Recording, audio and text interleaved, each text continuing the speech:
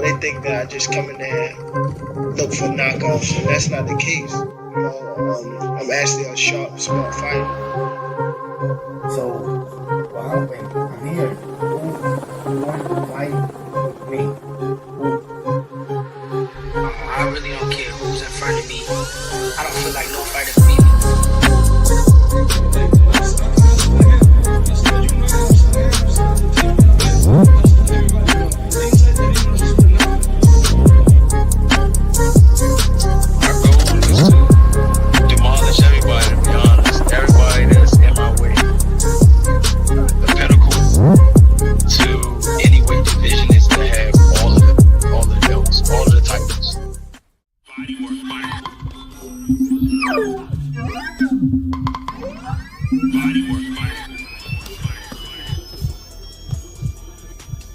Welcome to Bodywork.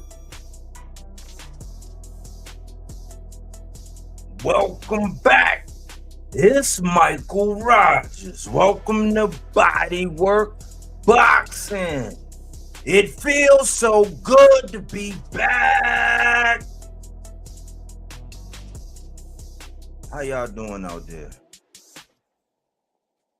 Hopefully we'll have the club going up on a Tuesday. But now I just had some things on my mind, man, and I've been looking at the landscape. And yeah, this would have been one of the times that I'd have took a little reprieve, if you allow me to use such a word, from boxing. Because really the sport of boxing is really toxic. And everybody's fixated on gossip and nonsense. But I thought I told you that we won't stop. And just like anything, like I always say in relationships, you always got to figure out a way to fall in love or keep yourself enamored with the sport. Why? Because if you don't, you're going to fall out of love with it. So I kind of made it my responsibility to keep putting out these stakes in the ground for he or she who has ears to hear the things that I put out on this channel, so they can stay rooted and grounded. Because if you listen to major media, man, they'll spin you around in a circle, get you all shook up, tap you on your butt, send you on your way. You would know which way is up, and you'll be stuck in a loophole where you're enamored with somebody's personality, somebody's charisma, the fact that everybody's going there. You know how it's like one major spot. I know when I was in El Paso, it was like one major spot, like one real club. It was a couple clubs, but it was one spot that you were going to, and because it's like one or two spots, you either gonna go to this spot or that spot. Well, guess what? They both riding. You know what I'm saying? And the people that really need the microphone, the people who, you know, are really talking about boxing the way they need to, because people don't like the truth, you know, they don't get the shine that they deserve. You know what I'm saying? I can name a couple channels that could get way more play in GA, but because, you know, boxing is almost like the McDonald's and the 7-Elevens of this world. It's almost one on every blood clot corner. But you already know, if you depend on going through McDonald's and 7-Elevens and things like that for your nourishment, then you're gonna be in a bad way. If you eat one of them sandwiches up in that heated window, your stomach gonna be doing the Macarena. That's what I always say. This is Fruits and Veggies, not that Reggie. Fact-based content, not opinion-based. Even though we have ours, you will get your nutritional value. Why? Because it's based on facts. Yes, we are heavily opinionated, but it's based on facts. Yes, we have our favorites, but we always back up our points with facts plus tax. So if you had the pleasure of hearing my voice, man, if you still on the right side of this earth, pat yourself on the back, man. I salute. And especially if you're part of the 300, man. It's not easy being part of the 300. Why? Because we're going to say what needs to be said. Silence is consent, meaning that all it takes for evil to prevail is for men and women to remain silent. So we got to speak to the things that need to be spoken to in the sport of boxing. Everybody want to get their likes, everybody want to get their clicks, everybody want to get their views. And if you monetize, if you got a cash app, if you got a super chat button, you're going to say whatever your funky ass lips will allow you to say to be able to get paid. And I got a tattoo on my wrist that say not for sale. That means when I extend my right hand to get that handshake, you're going to look, especially if I don't have on long sleeve, you're going to know I'm not for sale, man. I'm not going to kiss the nipple ring of turkey out of sheep. I'm not going to open up and say and display no tonsil jewelry for Dana and them. You know, I shall not conform. You're going to have to, you know, if you believe in my offer, you know what I'm saying? If you believe in it, you got to toss me off the ship, home. We not going. You're going to have to beat me to sleep. We are not going. We're going to give voice to the things that need to be spoken of in this sport, and we're going to try our best to preserve it. But we only did 300. All we're looking for is a few good men and women that's going to fight the good fight, man, and tell the truth regardless how ugly it is.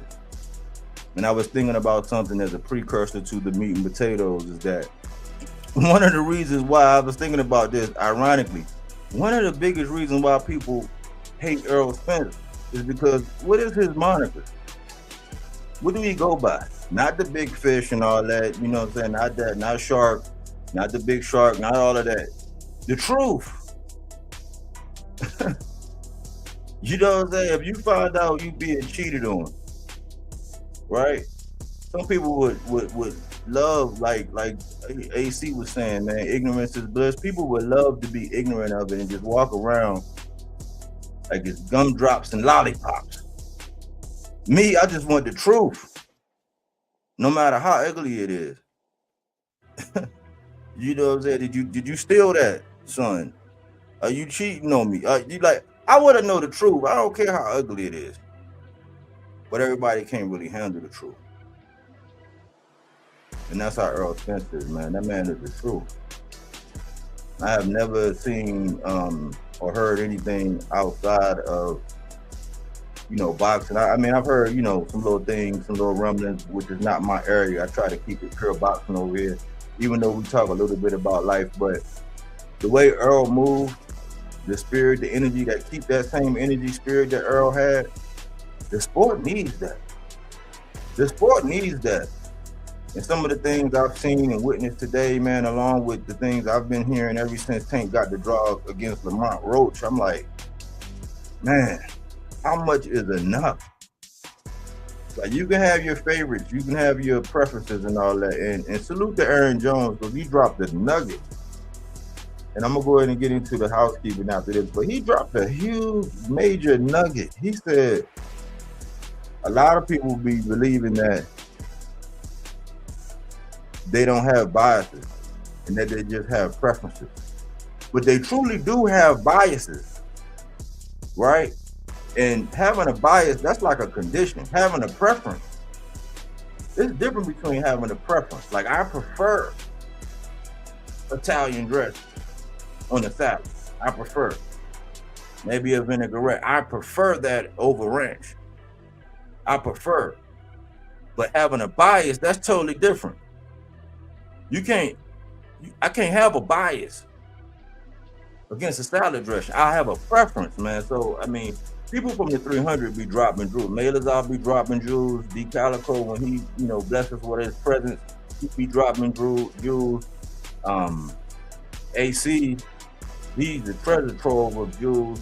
Some of the people that's affiliated with me who decide to jump on when they do jump on. Anybody that's affiliated with me that I just give free reign to on the panel, they drop jewels. You know what I'm saying? So if anything, yeah, we might be a little long-winded. So what? At 45 years old, I got a lot to say, especially if I don't allow myself to go outside that much, because I can't. I'm one of them type, when it go down, wherever it's at, whatever's going on, you're not gonna disrespect me. You know what I'm saying? And I just know how I am, man. I keep myself out of trouble, and that's why I stay enamored and keep forcing myself to fall or find a way to stay ingratiated with this sport of boxing. It keeps me out of trouble, man. I don't go a lot of places. If I do, it's just me and my lady, you know what I'm saying? Or it's solo, I'm in and out like a robbery. But being around a whole bunch of people and different personalities, and I see how people be faking and acting different when certain people are around, I can't do it, man. I'll just tell you about yourself, or you'll just feel my energy. My face tell on me. You know what I'm saying? My face tell on me. That's one thing. I get it honest, because however I'm thinking, they say you can wear it on your sleeve, but it's on my face. That's why people be seeing me, man. Sometimes they had the wrong idea. I could be a gentleman, but you know what I'm saying? Some of my old ways will pop out if you get me twisted. So I find ways to, stay in love with the sport, man, and keep myself busy with the sport. The who's who. 140 is my division, closely followed by the welterweight division, which then fell off since my man Errol took his hiatus. 147 is trash. You know what I'm saying? I had to follow 135 because my man Tank was in that division. It had promise, but, maybe it'll, bounce back when Tank, get through the weeds or whatever he got going on. I gave myself permission to allow him to just go through whatever it is he's going through, man. And when he come back and when there's some things to report on, there's some concrete things, not just shit that everybody else is just being nosy about and making up and all this. If it don't come from like Coach Calvin, you know what I'm saying, somebody, from up here in Baltimore or whatever, man, I don't respect it. You know what I'm saying? Like, I just don't respect it. There's certain things I think we should be able to hear straight from the horse's mouth, not people flexing like they have inside sources and all this bullshit, this dumb shit. That means you got a rat in somebody's camp that's leaking you information of all people. Knock it off. Knock it off, man. But that's my little opening rant. And that's how I've been feeling about boxing.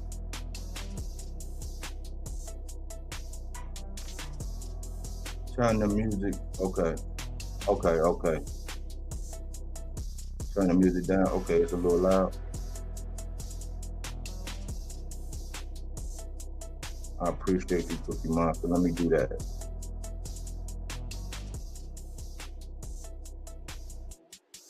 All right, how is that, Cookie Monster? Is it still too loud?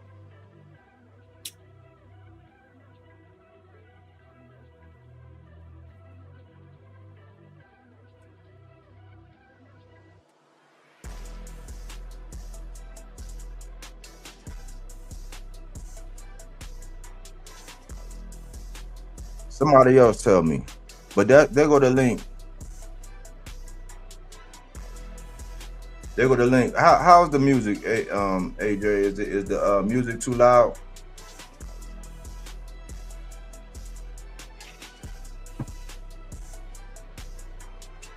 But I put the link out there, man. I'm gonna get into this housekeeping, man. If you a troll, man, like don't get up here trolling. This serious business. There's a lot of channels that like thrive off having people troll and all that.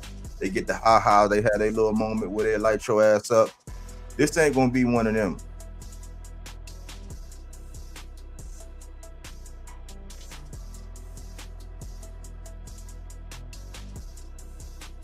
Salute, AJ. What's up, man? What's up with y'all, man? What's up to the chat? Salute to the Bodywork, man. We in the building. Salute, brother. Hey, man, In elaborate the before I building. get. Well, hold on. I'm gonna let you have it. You want me to go through the housekeeping, or you want me to get you to elaborate on what you said in the comment section first? Oh, I can get it out of the way. It ain't really not. I just feel like, Elaborate on that jewel, man, because I was like, man, AJ, you be dropping little nuggets, man. I think that shit be going over people's heads, man. But go over the bias versus the preference thing, man. yeah, it's like, and you can relate to this. It's like when people hear the name Tank, you would think, right, that by 2026, yeah, in 2026, man, you would think by now y'all could just quit all the jealousy or hate and all that. But it's like it's nonstop. You say Tank, bro, you say anything nice about Tank. It's kind of like I could compare it to a job setting or whatever you want to call it. Like certain people hear a certain co-worker name, especially because y'all all got to be somewhat talking. Everybody can't be cool with everybody though. Mm-hmm. But it seemed like that one coworker, yeah, you have to talk about like, yeah, he looked out for me. You could just be starting out a couple months in, it don't matter. Yeah, such and such helped me out with the with my training real good. That person you talking to, you don't know nothing about the beef, but as soon as you say their name, it's just like, yeah, you gotta watch him though. It's like every time, every time, yo. Every job I had down there, especially the old head, they always say that you gotta watch him though. And it may be true, maybe not be true, but 9 times out of 10, bro, everybody got different experiences with everybody. But what you, AC, and me, Calico, anybody, what we do, we don't let that get in the way. You feel me? We don't let any outside the ring stuff get in the way of fighters that we like or we don't like. Like I'd never heard you talk about anything but the outside the ring, brother. Like I never heard you say anything about you could say Turkey Alley Sheep. Anybody that's doing bonehead stuff at this moment. Shakur. Yeah, we talk about him slapping the little bitty, but other than that, bro, I never heard you talk nothing bad about him. But with these preferences or how you say biases, with the bias, it's almost like a disease, bro. Because they can say every perfect thing about the fighter that they like, bro. They say it all the time. I don't hear him say nothing bad. I'm not gonna lie to you. Like I don't never hear him not even say nothing bad because I don't wish that, but I don't hear them, talk about the stuff that they do wrong when it's clear. It's like when that fighter do something wrong, I don't think they upload a video that day.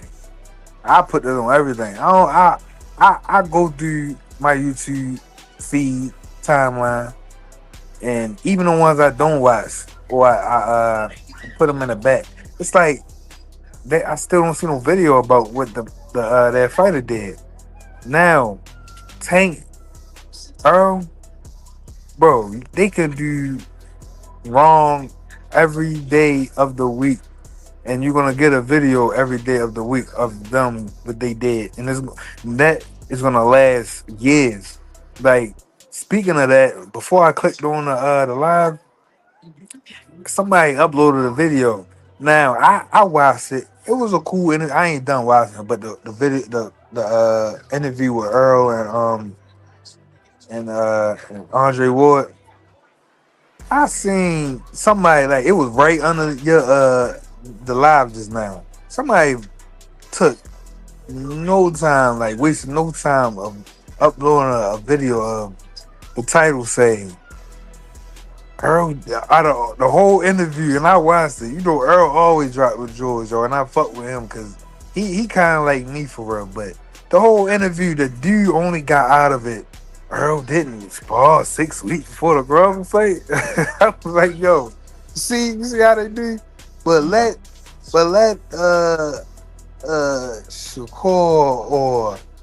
Shakur miss weight. Let Keyshawn miss weight, smoke in his eye. You feel me? Let Richard Shahizens lie to the world about money, whatever the hell happened. Let a Devin say the money was right, then it don't be right, then it was right again, but it's right over there, but not right there. Let any of these fighters tell the boxing world, the hardcore. Let them tell any of that. They eat it up, bro. Earl wasn't saying, he was saying basically like the camp was fucked up, the whole camp. Fuck a sparring when you can't even get your nutrition and all that stuff right, or some shit going wrong. But they only getting that. They thinking that's Earl, like that's like, you know, that's oh, that's why he lost the fight. Or no, bro, it's like he's saying what he was going through. It ain't about the fight or none of that. How can you be mentally ready for something like that when your mind not right? You feel me? Boxers is human too, just like us. But they want to take that and clip that and all that. But let that favorite fighter tell them something after the fight. Oh yeah, he you know, that's why he did that or whatever, man. It's just the preference for me is I prefer a certain, you feel me? I prefer a certain honesty with my fighters. That's what I prefer.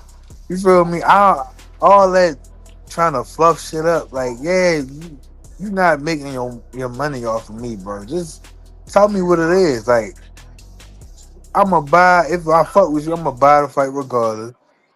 And there's not gonna be no, you know, manipulation to come with it. You're not ready to manipulate me into fucking with you as a fighter. Like, I prefer honesty. I'm not biased with Tank. I tell people all the time, like, Tank, like, I'm not gonna say oh, he's a woman beater and all that. I will say, like, yeah, Tank can be a clown. You feel me? Like a clown ass nigga. Yeah, he could be that. You feel me? He grown. You feel me? I can't stop him from being a clown. He's a clown. Like, and I'm talking about outside the ring. But do that stop me from supporting that man because he made it from somewhere I didn't make it out yet?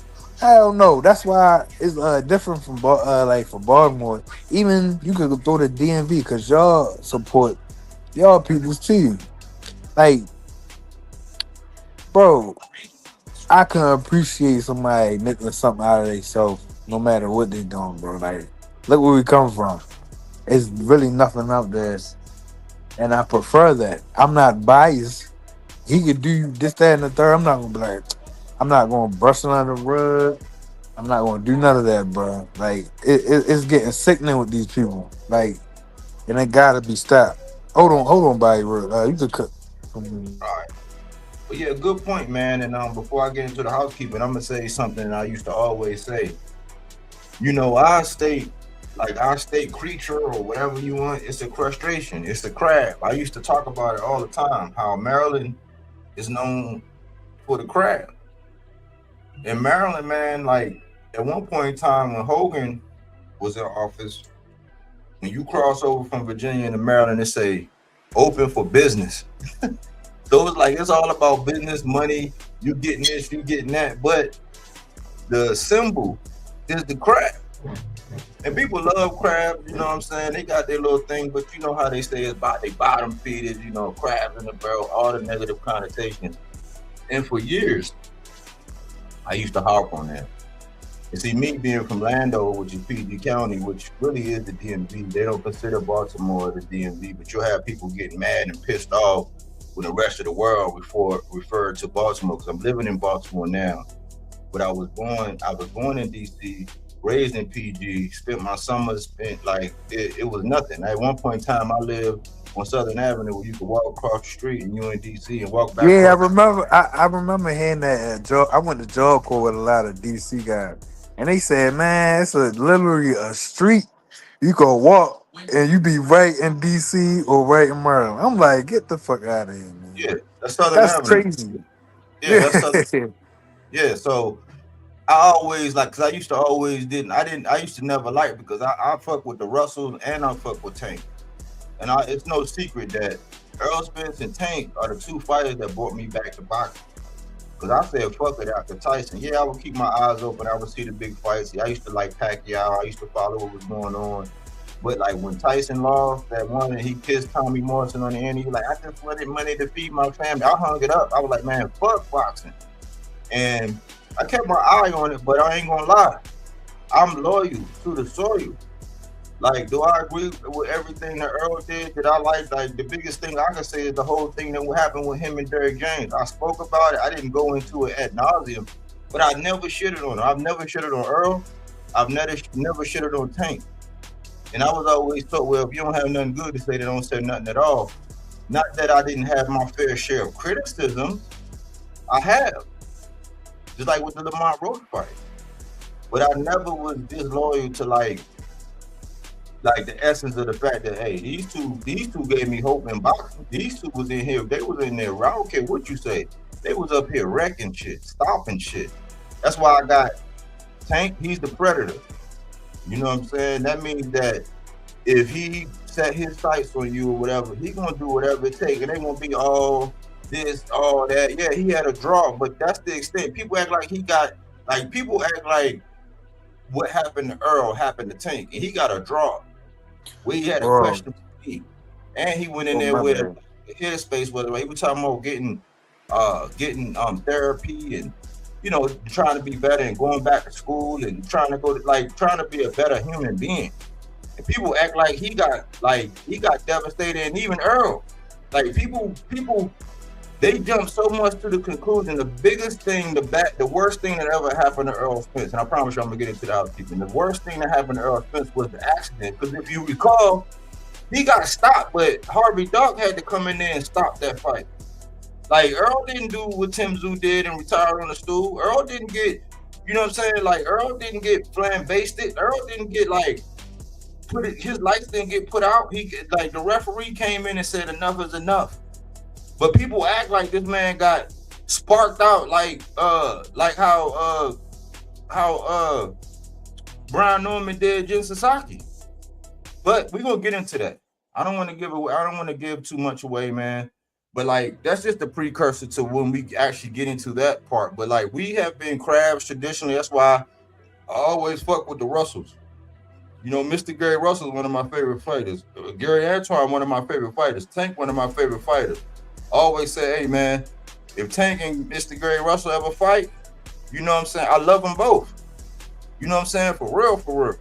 Like, I'm from the closest part. I was raised in Suitland, Capitol Heights, Suitland, all that. If you go down that area, it's damn near like the same thing. Like the way we listen to go-go music. That's how I was raised. I went to the Army when I was 17, turning 18. So I left real young. And I traveled the world, and I came back. When I came back, I was in South Carolina for some years, and I came back up here about, I forgot how long ago, 8-9 years ago. And Baltimore has been my home. I never saw myself living in Baltimore, but I embrace it because this is where I'm getting my bread. This is where I'm living. This is where, you know what I'm saying? Like, this is where I'm at. This is where I'm posted at. So I got love for Baltimore. I got love for the DMV. I had mad love for Lamont Roach. I still got mad love for Lamont Roach. I just say he Hollywood. It's just me knowing, growing up, my way out wasn't boxing. My way out was through the Army. Like when I had people when I was like 13, 14 years old, smoking boat. stealing cars, doing all kind of shit. I had 2 jobs. I was the first person in my neighborhood to buy a car at 16. And I got out. The Army was my way. I was like, nah, I can't. I stay around here. I already know how I am. I'm trying to conquer some shit. And I already seen, man, when you get in that squeeze, that pinch, motherfuckers gonna squeal. I had the mindset for it, but I'm like, nah. You know what I'm saying? I'd rather go somewhere and figure out a way. And the Army was my way, so I got out. So I got love from anybody from this region. And I don't understand why we're crabs in the barrel. But a bigger picture is that when it comes down to the PBC, there is a heavy bias. And we're going to get into that. But let me get into this housekeeping real quick.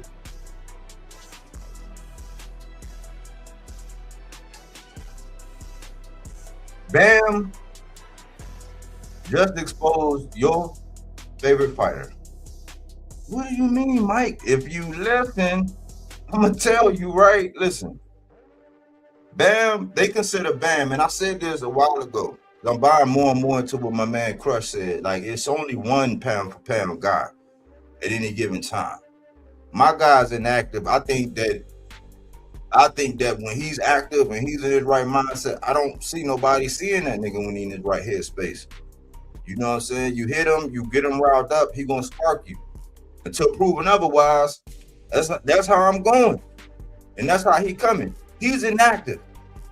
And I don't do like all these other eggplant eaters where I'm just gonna come out here and make up some shit and fabricate this. No, when it's relevant or whatever, and I said I didn't want to base my channel just on one fighter. That's why I branched out. I talk about mainly my 140 division, but then I talk about the guys that's moving the way they need to move in the sport that's going to preserve the sport. Now, everybody notices the talent in Jesse Bam Rodriguez. He's been on my pound for pound when I had a list when I was doing it. I'm subscribing to what my man Crush said. It's only really one. And I said, man, if you want to argue right now, I think that it's between David Benavidez and Jesse Bam Rodriguez, the way they moving.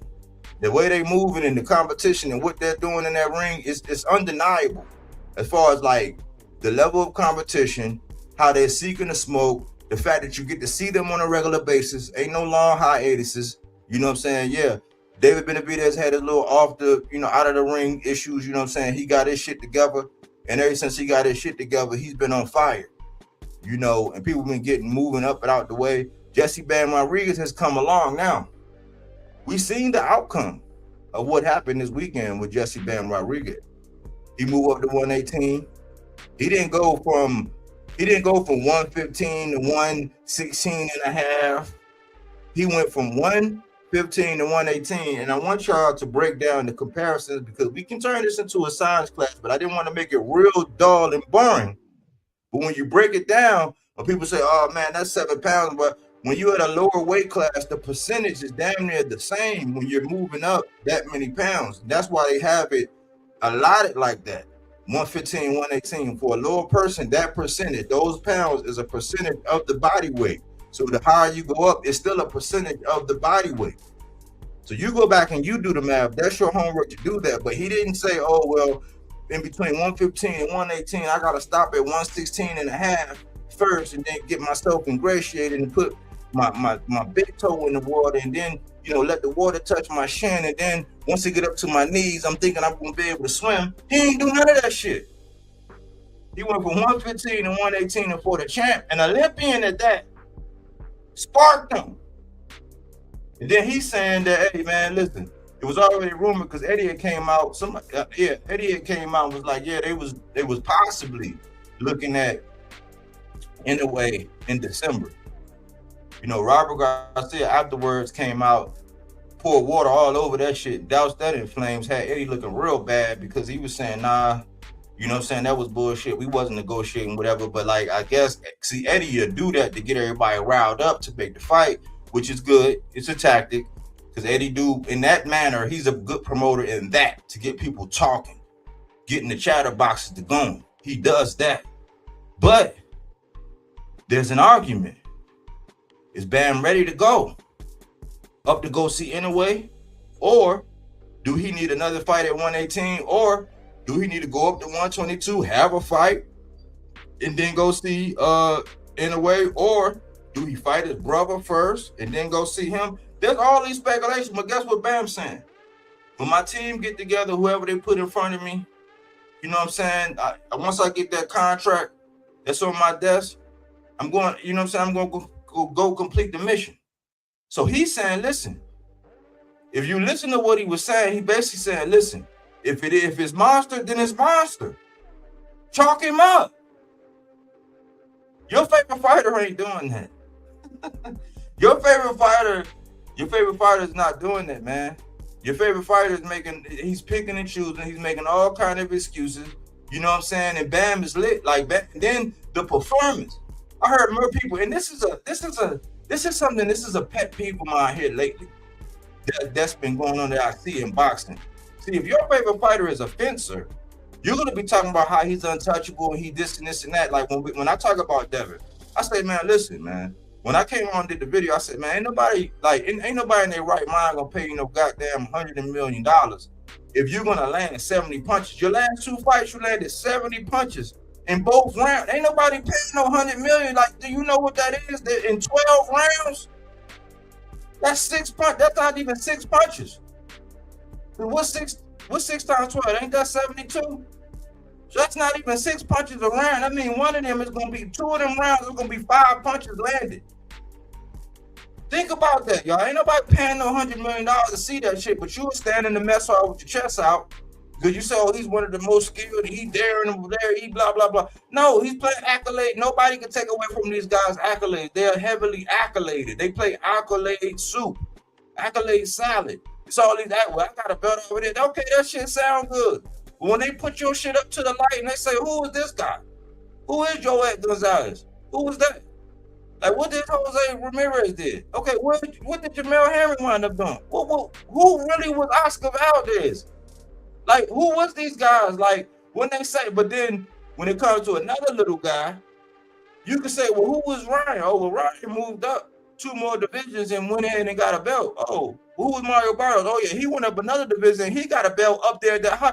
Well, who was Rolly? Yeah, he got stopped. But guess what he did? He got a belt in the next division, then he got another belt in the next division. And he stopped the dude who Tank also stopped. Like, so these guys go on to do things. Like, after they share the ring with him. But when it comes down to your favorite fighter, if you out here screaming and yelling, I'm gonna catch a lot of y'all because I've heard a lot of y'all. And I'm just I'll be sitting back listening like, man, I ain't even gonna say nothing because I'm gonna sound like the mad rapper and shit, right? The mad boxing fan, right? The mad boxing fanatic when I say it, right? Because I heard a lot of y'all saying, nah, man.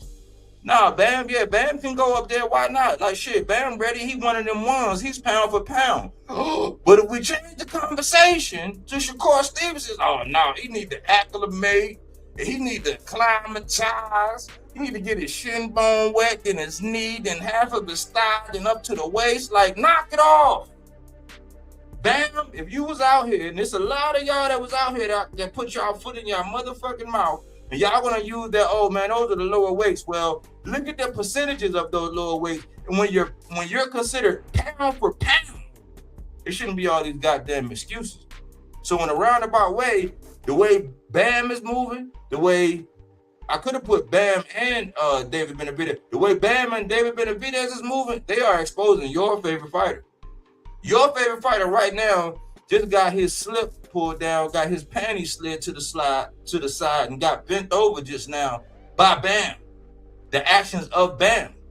The actions of David Benavidez right now. That's number one. Number two. Hey, Solston. Salute, brother. Appreciate you, man. Andre Ward. Andre Ward is a top-paying member of the Shakur. What do you mean, Mike? If you listen, I'm gonna tell you, right? Listen, man. I respect Andre Ward and all that, man. But like, it irks my nerves to hear people like him and Tim Bradley. And Roy has done it, but Roy done woke up. Roy was like, oh, nah. But I do see some of these other guys, but like it irks my nerve to hit Tim Bradley and Andre Ward, knowing that they are Hall of Famers, knowing that people listen and respect, and they highly regard the words that come out of those guys' mouths. And when you say tithe paying member, like, what is tithe? Like, tithe is not only your money. It's not like in a church system where they say 10%. No, tithe is how you spend your time, your effort, your energy. And if you look at the things that Andre Ward has been doing and saying, one, when it comes to advice for him and Shakur, yeah, granted, Andre Ward never rose to the level of stardom that Shakur rose, even though Andre Ward fought tougher competition. Yeah, Andre Ward fought tougher competition.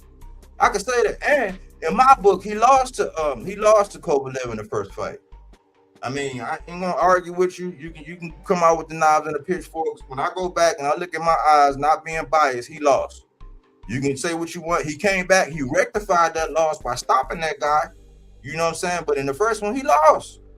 He got to give. It happens. People say Tank got to give against Lamont. It happens. It happened to a lot of your guys. Shit, Devin Haney got that shit removed. He got a loss removed. We don't see that. Like, we don't see that. Like, we don't see that shit. We don't really see that in boxing. But when you slowly look, because I picked that, I didn't want to do a whole reaction. That shit would have been so long because how fast my mind worked. And when I hear things, I'm like, man, this is another hypocrisy. This is another contradiction. This is another thing that don't make no goddamn sense. When I was watching that whole entire interview with him and Shakur. But he's part of the Shakur. There is a cult. And Andre Ward, yeah, he's part of it. He's part of it. Why? Because he enables it. And then with his ties to Jay Prince, it even makes more sense. But like the same level of standard and the way he would go out of his way, the way him and Tim Bradley would go out of their way to say and do certain things about Tank, to hear the tone, to hear the excuses, to hear all of the things where they make way and they spoon feed. He was spoon feeding them a lot of answers, like doing that shit where I interview the same shit I get on all these other guys with, like, stop leading these guys with leading questions and all that. He was doing that, pretty much giving them the answers and telling them how. And I know they rocked out before it where they did a trial run and they said, all right, well, look, we're gonna go here, we're gonna go there and do a little whatever. Okay, I know they talk ad nauseum, and I know they talk anyway outside of that. When you listen to that whole interview, that shit was some bullshit. That same energy and effort, like for a smaller guy, a guy like Tank who's 5 foot nothing. I didn't hear none of these excuses when they were talking about how he was ducking Conor Ben and how he needed to go fight Devin and how he was ducking Devin. I'm like, ducking Devin? How, Sway? I didn't hear none of these excuses. But now that their guys in the seat, they actually done showed they slipped. Why? Because in the spirit of Andre Ward, people say he ducked a lot. People say when Beterbiev came along, that's why he retired prematurely. There was a couple people that came along. They said that's why he went out and got out, like the same kind of way. Like it almost looked like what Bud was doing, like how Bud did, how he slid out right at the end. Why? Because up there at 68, when you the guy and you gonna have to fight this guy and that guy, you ain't want that. You ain't want that. But when he was lacing them up, nobody couldn't say that Andre Ward didn't have the mentality of a killer.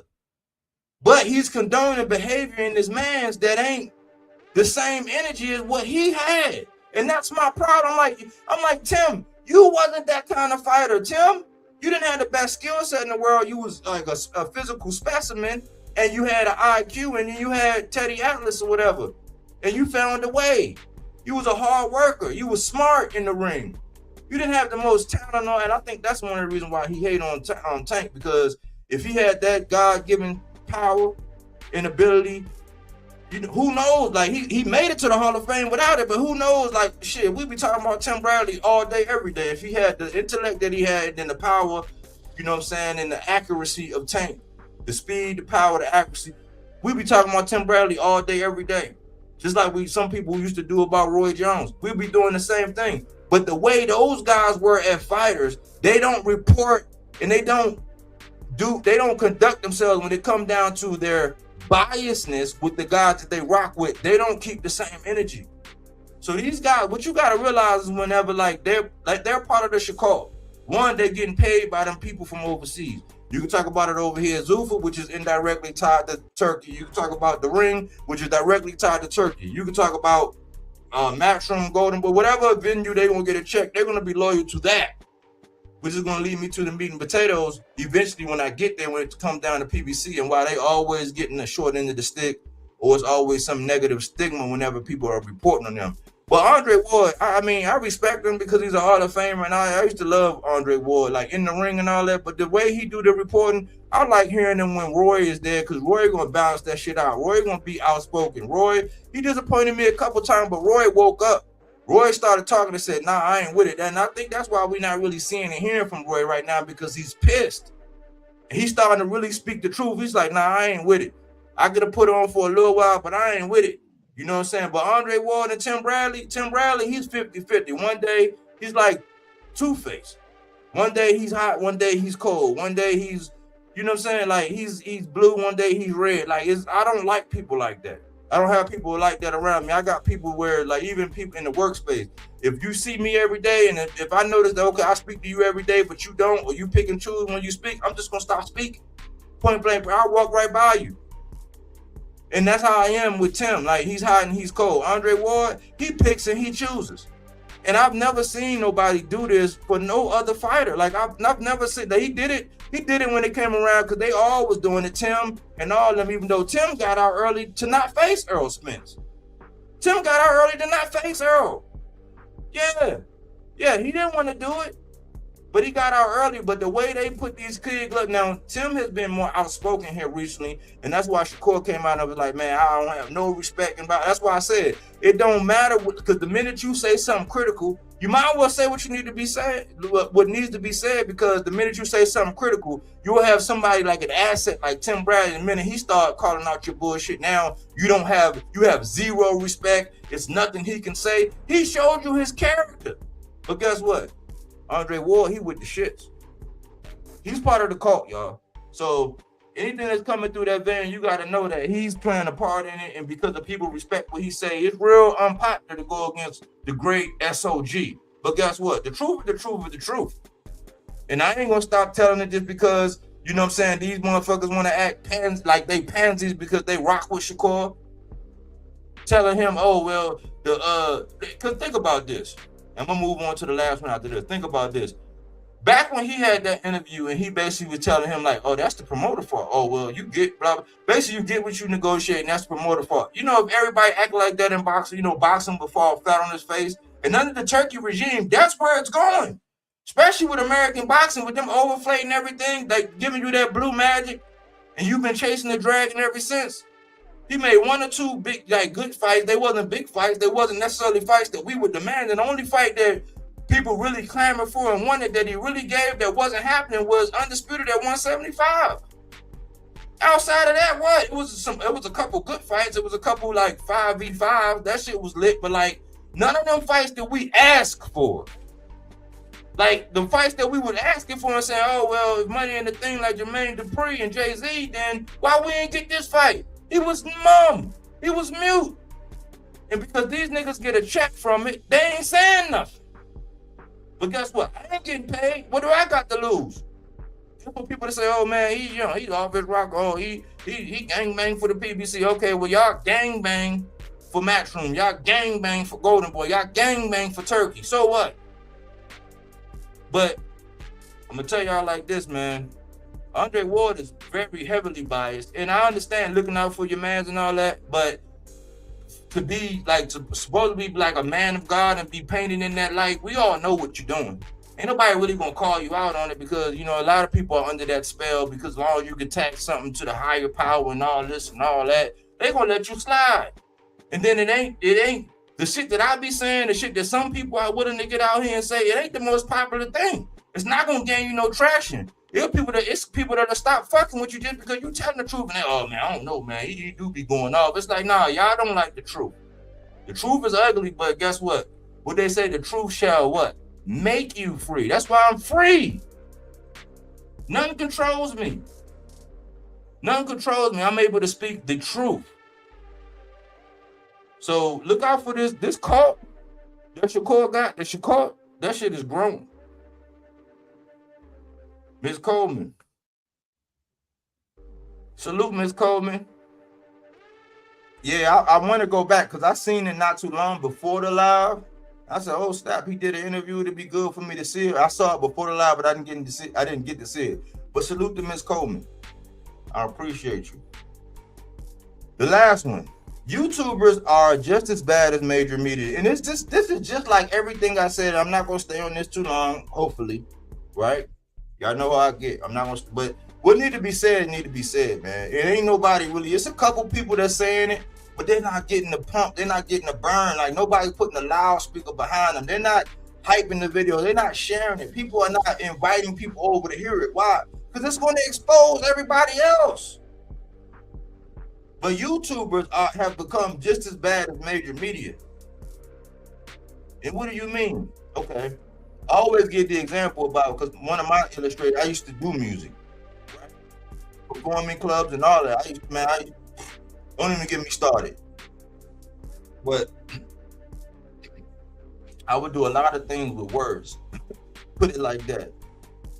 And I know a lot about that game.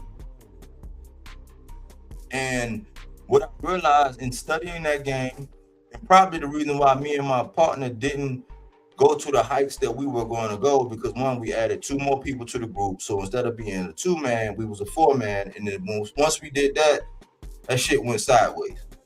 Everything became a vote.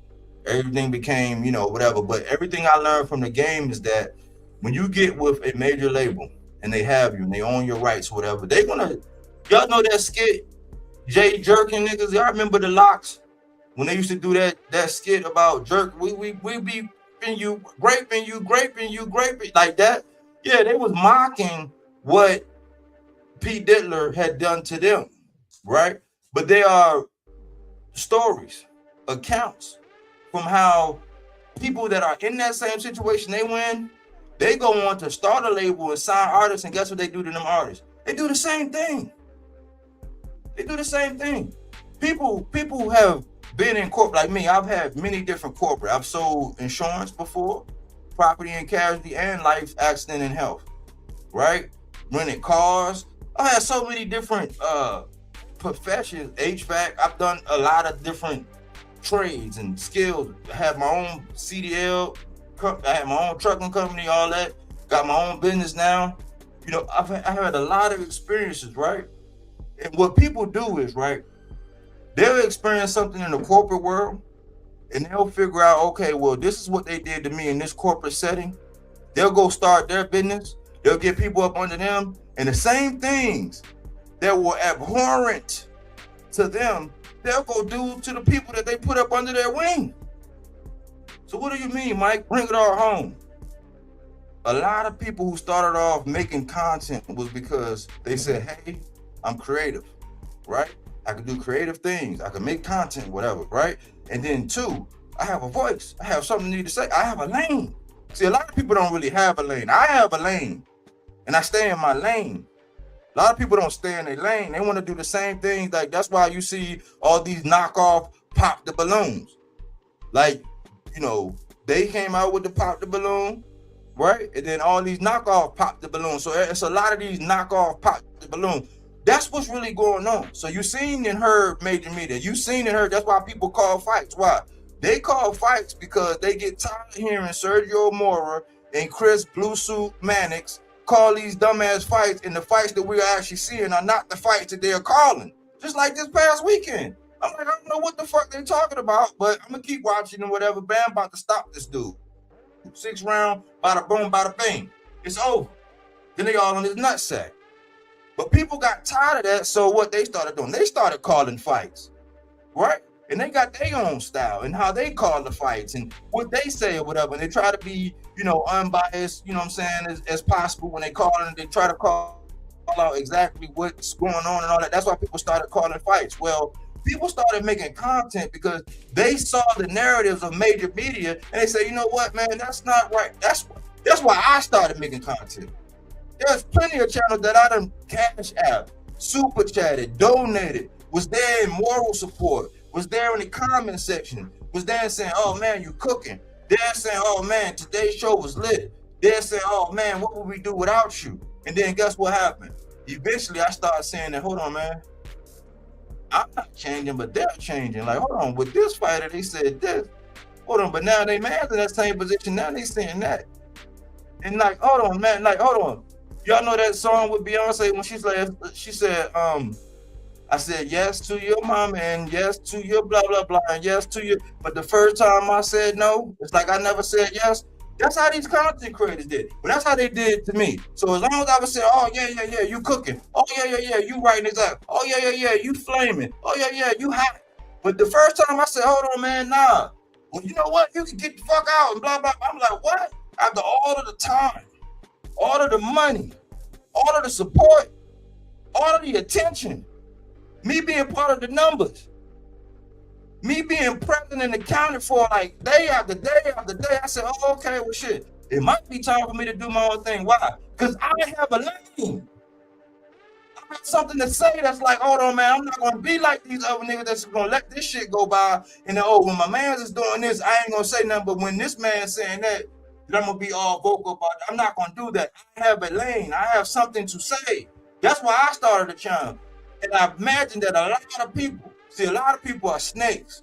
They'll join a group like the alphabet. Like they'll be a part of the alphabet group, right? And then they'll go over there to BF, and they'll go over there to, at the time, they'll go over to Captain Egghead at the time, and they'll join or whatever, and they'll ingratiate themselves with their audience and be cool and chummy and do all of this. And then when they disagree, guess what? They're gonna splinter off into some other shit. They're going to take all the people that was part of that whole community along with them, and it's really a backdoor. And they already know the whole time they be playing games because they don't agree with what's being said. They just wait until they can no longer take it, and then they turn over. And after that, it's war. But if you was always cool, if you always had good intentions, you shouldn't flip. There shouldn't be nothing where it's like all of a sudden I'm just going to flip. That's betrayal. That's betrayal.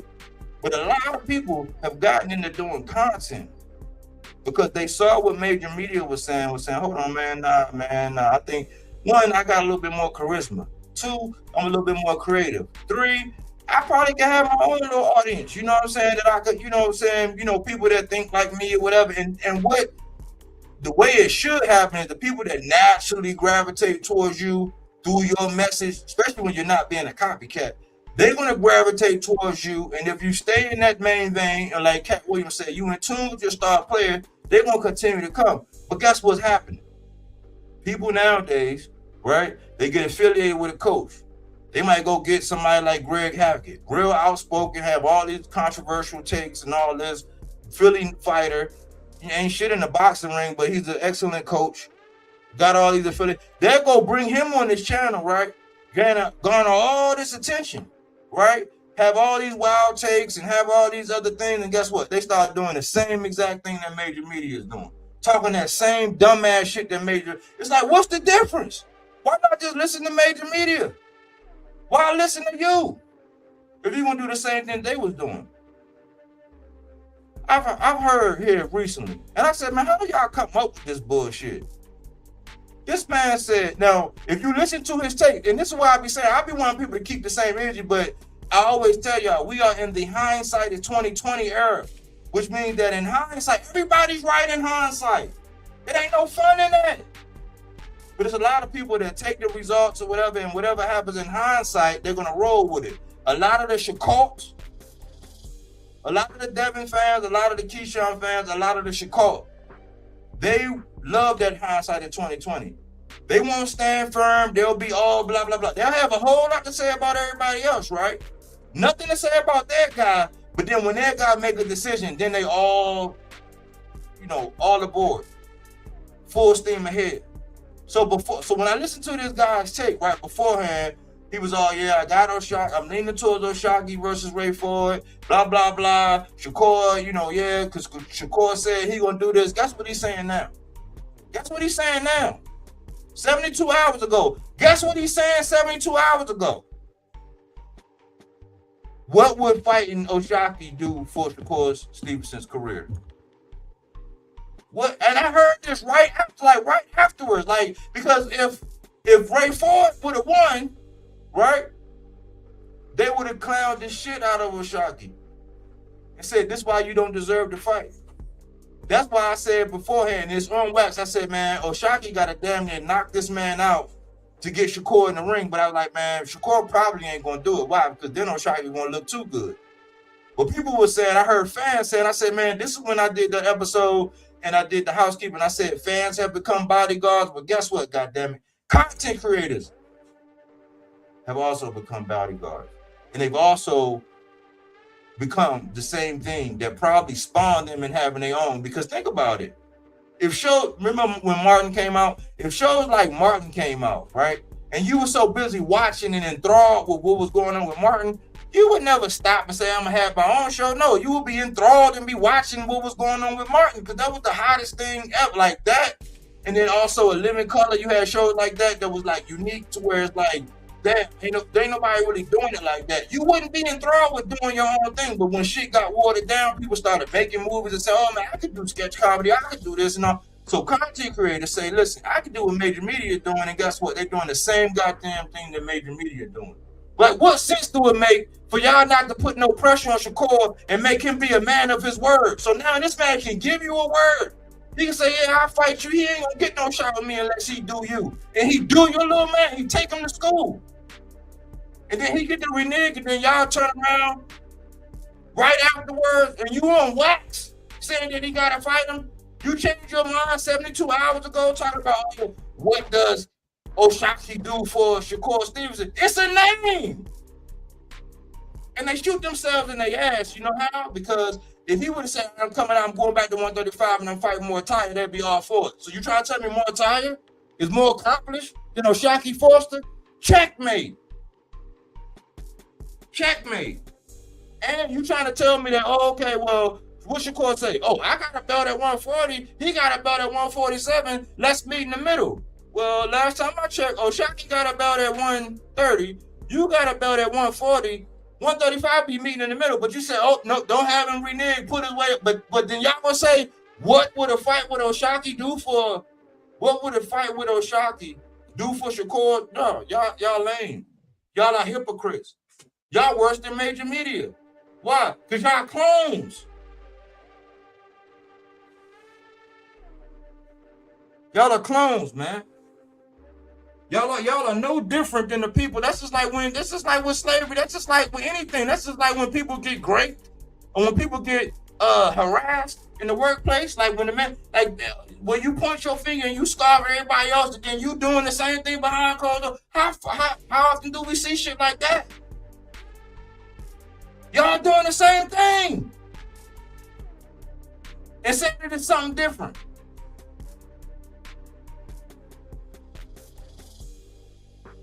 Crush, salute, Crush. Powerful episode this morning, man. I was sitting back, man, just listening. Like, man, he was dropping them drools, man.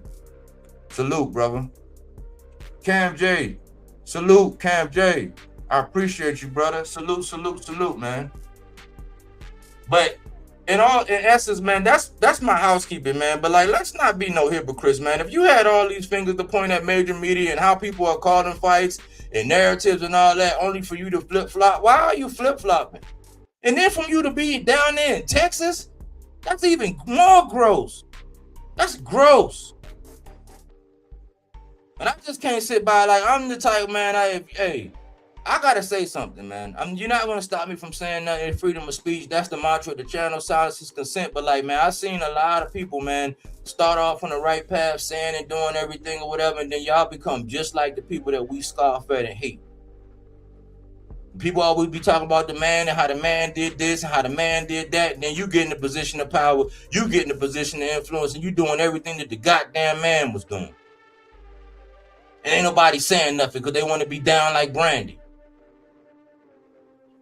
Knock it off.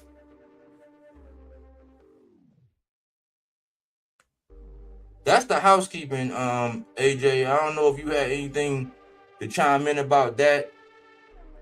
People saying shock. Let me see. He said, people saying shock don't have no word for Shakur scared. Yeah, I'm like, man, why y'all flipping? Because it's not popular.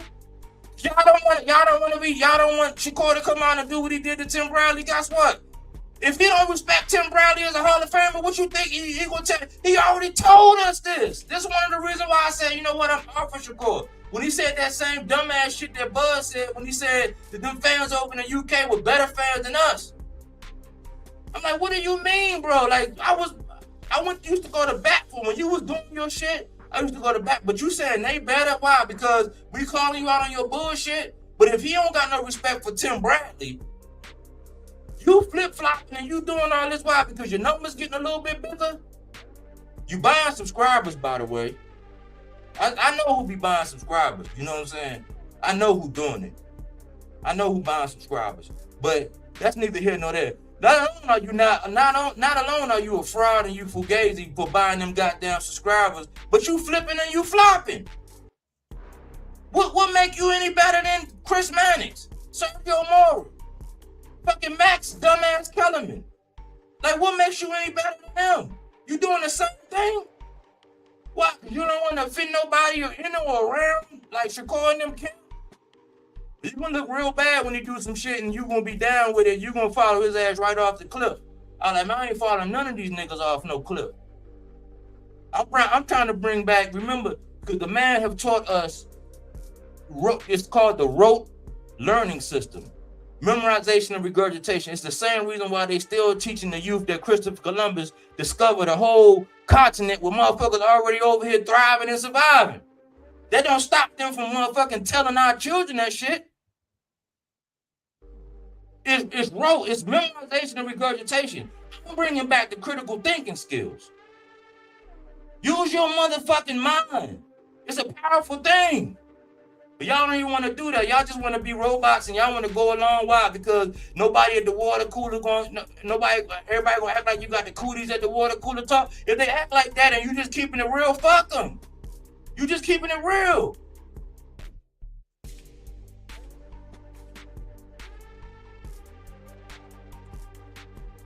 I'm literally seeing some of Shakur's biggest fans say Shakur should be fighting Shock and be a man of his word. And then on the other hand, you got Shock dick eaters saying Shock ain't worth fighting. Exactly. I'm like, that's why I say, man, when I hear people say that you're not a boxing fan, that way everything that come out your mouth after that, I don't really have to acknowledge. You're not really a boxing fan. You just here buying time, you know what I'm saying, doing whatever, you playing, you getting your rocks off, however you want to put it. You know what I'm saying? You have some sick fetish for just getting your brain beat up. You know what I'm saying? That's all it really is, but it don't make no sense, Cam J. You know what I think, Mike? I think is because you come across a lot of people in your lifetime, you don't know what's going on with them. They might seem cool on the outside, but you really don't know. Like, some of these dudes, in my humble and honestly, I believe it to be true. Like, some of these guys got like some type of weird obsession with men. Like, I don't know what it is, bro, but you couldn't pay, bro. Why can't they run their channel like yours? Like, you don't really get into all that sexual deviant stuff, man. Like, you don't. I don't know what it is. Like, maybe somebody in the chat can tell me too. Like Mike don't do that, like that dick eating shit, bro. I don't know what. I can't explain. It gotta be in you, not on you, bro. Not in my nature, bro. It gotta be in you, not on you. You gotta be raised or born a dick eater. Cause I can't do it. And I can't like eat like, and they act like females, like you know how females, like when a girl bring up their boyfriend name or something, they be like, oh, what you wanna know about my name for? That's how they act when you say something about Shakur and what he did. Like, why are you worrying about who he fighting next? They should be trying to fight him, and they trying to fight him though. Yeah, but they don't deserve it though. But he don't deserve to fight Tank then. If we gonna buy that, no, Tank then Duck Hill. That's different, bro. It's the same thing, bro. Even Shakur in that same interview, he just said what we've been saying, right? How can he said what he say with Oshaki? What the fuck he said? I know you know what he said, Mike. It's some contradict. Well, the whole interview is, but it was he so said, many. It was so many. I would be out. Yeah, that's what I'm saying, bro. I watched it too. I watched it too, bro. You saying, listen, I'm a champ at 140. He's a champ at 147. He's like, shit, let's meet in the middle. But then when it came down to a shot, he wanted a shot to come all the way up to 40. But he's a champ at 30. He's a champ at 30, you a champ at 40, but you said nope, and don't try to. He already said, and then you got fans said nope. O'Shaw already said he volunteered. That's different because he volunteered to go up there, but it's like you not. What do you stand? So is any advantage for Shakur if you're not one of them ones, bro? Like that. This point like basically. like this. You're not one of them ones. Shakur's not one of them ones. These niggas that need every single solitary advantage, you're not one of them ones. Just period. Like that's just Openly. It just call it what it is. You're not one of them ones, bro. You're not. He openly, bro. He's telling his own fans that. And they gotta regurgitate, and they is, which is crazy to me. That's what I'm saying. It's weird. Bro, he telling y'all. Go ahead. What did I tell y'all? What did I tell y'all? I said, man, y'all said y'all could. What I said before everybody else came out and said, man, y'all can believe this social media. What did I say on this channel? I said, man, y'all can believe that shit if y'all want to.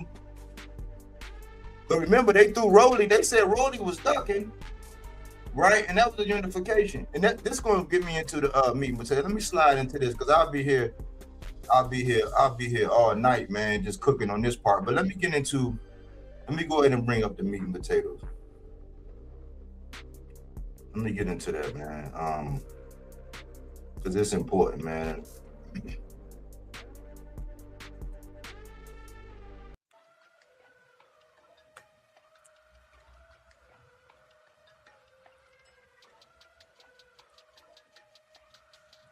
Look, y'all.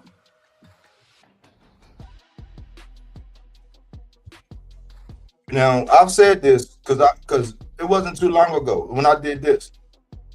I did this video, right? Not too long ago, right? And I said PBC needs to address this because there is no, you got a guy that'll come out and he advocates for a lot of the guys, and I respect and salute him for that, right? But like, there's times when I say that right now in this boxing game, in the boxing climate, it's like, I need a friend or foe, yo. State your biz. You know what I'm saying? That's what we need right now. You a friend or you a foe? Like, either you a friend or you a foe. Like, right now, boxing is so fickle and major media run it so much, we don't need people teetering and tottering.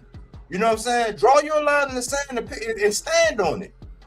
Don't be no politician, is what I was saying. So, yeah, we got some people that come out and advocate for the people, for the PBC, but there are way too many people with these different connects and these different medias. And I tell y'all, he who controls the printed page controls the thinking of this age, right? Which means that just like when you conquer, I come from a military background, from being in the army. So I think militant. When you conquer and you have control over the media, you control everything. Look at what they're doing to our kids. Look at how when you go up into the workplace now, there's rainbows on everything. I'm like, what the fuck did that got to do with making tires? What the fuck that got to do with, you know, being a lawyer? What the fuck did that got to do with being a judge? What the fuck did that got to do with being a scientist? But it's all in the workplace, all up on the board, all up on the computers. Because they control the media. They control everything. They control what's to be put out, what's appropriate in the setting, what. So PBC has no true, real advocate that puts out fresh water and supports and substantiates or denies, like the way Stephen Espinosa. That's why we're missing Stephen Espinosa. That's why we're missing Leonard Ellaby. We're missing these key vital people in the business that can come out and debunk this shit. You got a few creators that'll come out and do some good content about these guys, but then you got the masses.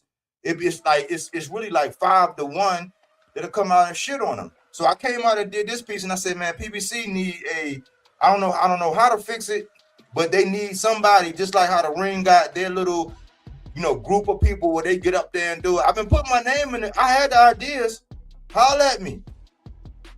I got it for cheap.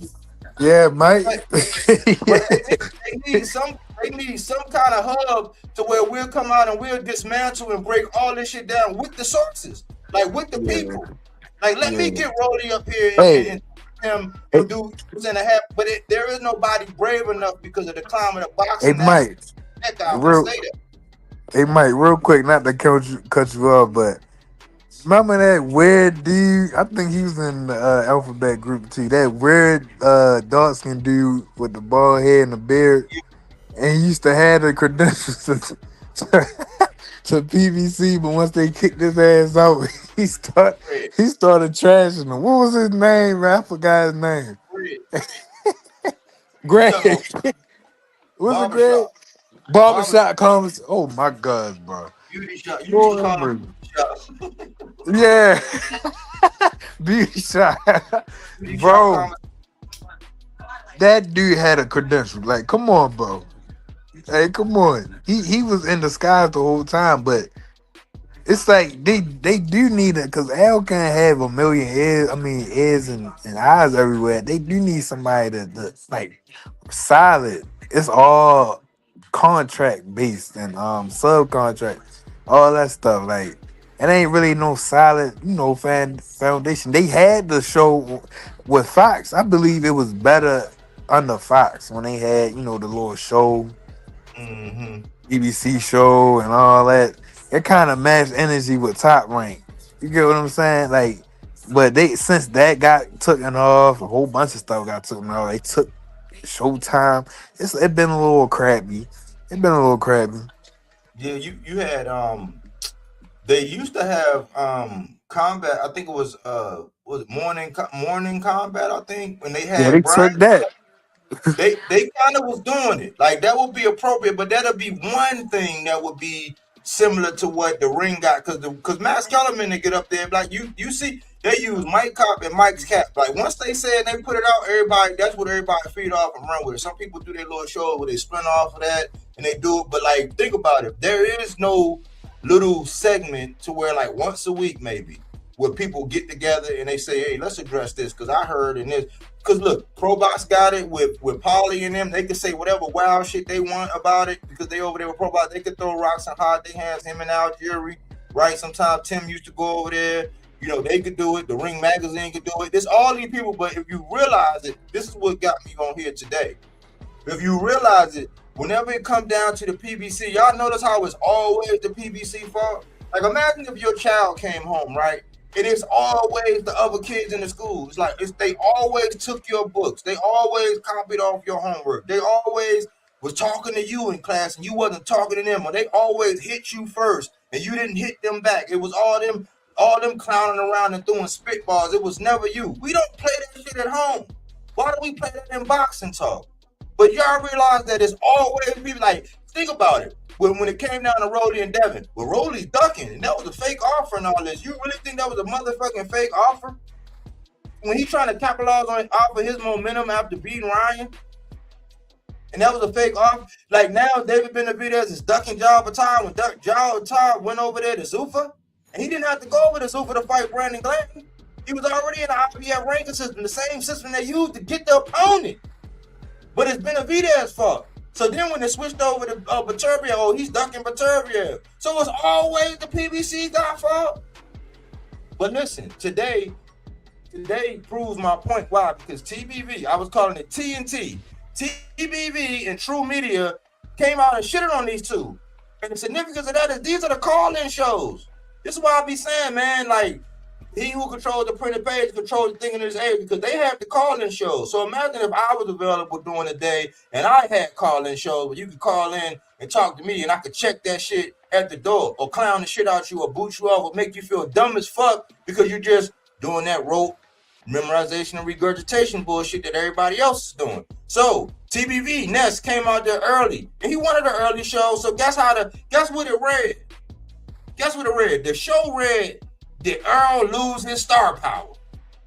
Like, Why the all the fuck would he creativity, lose? but Like, y'all notice come how on. it's a negative connotation with that? And guess what the other T, because I said TNT, that was TBV. Guess what the True Media, guess what they came out and said? Will ring rust be a factor in it? Ring rust when you out of the room. When you out of the ring for a year and a half, ring rust will be a fucking factor. But why do the connotation gotta be negative? Because they with the PBC. Hey, Mike, real quick. Gervonta's been forced to fight Floyd Schofield. How's he been? Why is the face of boxing, quote unquote, being forced to fight anybody? I thought he could choose his own opponents.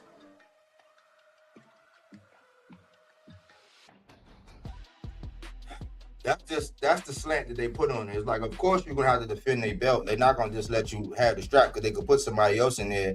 And even though they're not gonna get the blockbuster pay for you having a belt around your waist, that's why it's so valuable around your waist. That's why that WBC belt was so valuable around Canelo waist, because of the price tag associated with it. AC explained this very heavily to how there was nobody else outside of Canelo that was bringing in the money for the WBC. So yeah, was it totally right and exact? No, but did he have some kind of leniency, whatever? Yes, because he brought in the money, and it's about business at the end of the day. So I always say there are some flies in the ointment, and it's not. None of these sanctioning bodies are totally 100% correct. There is always going to be some flies in the ointment, but it's not as bad, and we've pretty much ironed out most of the wrinkles, except for when they create them. Like nobody was complaining. It was okay when it benefited Devin and they gave out that franchise belt. It was okay when it benefited Canelo and they gave out that franchise belt. It was okay when it benefited Lomachenko and they gave out that franchise belt. But everybody, years later, everybody want to shit on the sanctioning body and say, oh man, it was okay when your favorite fighter benefited from it. And all the WBA is doing is saying, all right, well shit, if you gonna come back just to make sure, because it was rumors that he wouldn't go to 140. And so all they did was do what they needed to do and say, all right, well shit, for Schofield, he been in that spot. Even when he was getting ready to go fight, because Williams Zepeda was in line for his strap, he was in line for Tank's strap. He been there forever. He was there. He was in that same spot when Shakur was getting ready to fight. When Shakur fought Zepeda, when Shakur was getting ready to fight Schofield, he was already in that spot. All the WBA is saying, all right, well shit, we gonna mandate the fight. Make it hot, make it happen.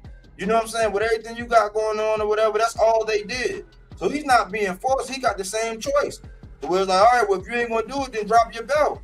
The thing is, if he don't want to fight Schofield, he ain't going to fight him. But if he want to fight him, he's going to fight him. Either way, I don't think he's going to be up there hard pressed like these other people who act like everybody want to fight him, but they can't seem to get a fight across the line. I think soon as Tank come back, and he picked somebody that he really want to fight, that shit gonna go down if he want to fight him. Point blank, period. But the connotation is what I be trying to tell y'all. See, people be trying to say, because I always point this out, when you say anything positive about the PBC, you're gang banging.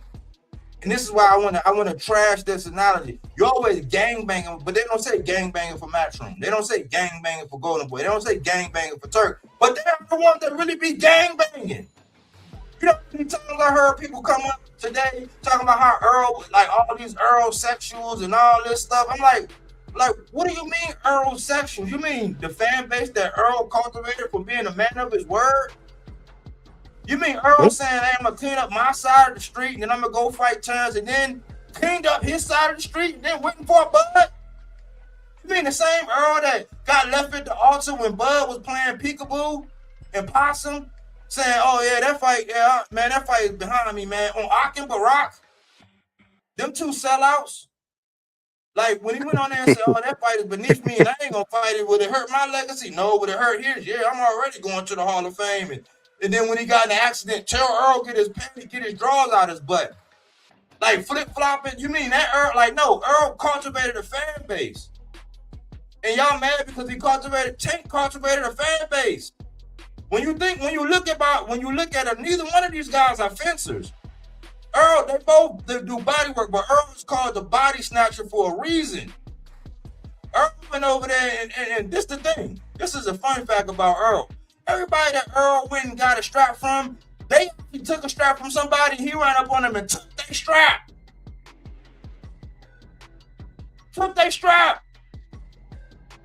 So he ain't got no right to have no fan base. So, Kell Brook, he took a strap off Sean Porter. He jumped up for Gennady Golovkin, was getting the best of him, then he got fucked up. He came back down, he gave Errol a shot. Errol made that nigga quit. He went for Sean Porter. And he fought in the style that he shouldn't even have fought. He said, man, shit, I'm going to out Sean Porter. Sean Porter stood in front of that man, made his eyes roll in the back of his head and took his strap. Then he put paws on Danny. He put paws on Ugas, who Ugas took a strap from Manny Pacquiao. But Manny Pacquiao took a strap from Thurman. What the fuck are we talking about? Your favorite fighter won't even get in the ring with certain people. Your favorite fighter won't even fight Rolly. Your favorite fighter won't even fight a rematch. I heard a nigga say today that if Errol ain't talking about fighting Bud again, he don't want to have nothing to do with Errol. I'm like, what? But see, you gotta think. When these guys did these shows, it's because over the years they've groomed their audiences to hate all things PBC. That's why they do this. So if you already groom your audience to hate all things PBC and to shit on Errol, why would you do a show about Errol coming back and wondering why ain't nobody got nothing good to say? You've already pretty much, what's the word, groomed them to think that way, dummy. So who gonna come out on a show like that and get crucified and be barbecued at the water cooler park because it's not the most popular thing? But think about it. This is why boxing is fucked up the way it is, because in one breath you'll say, see, this is why y'all acting like this all for one loss. And Errol happened to lose to Bud, who went on to be whatever. Like, y'all want to put him up, in the annals of boxing history, up against the greats and all this accolade bullshit. Not based on no resume and who you fought and the time you fought him, not the real shit that real hardcore is what he look at. But yeah, let's put him up there in the brackets or whatever, because he do deserve it based on his accolades.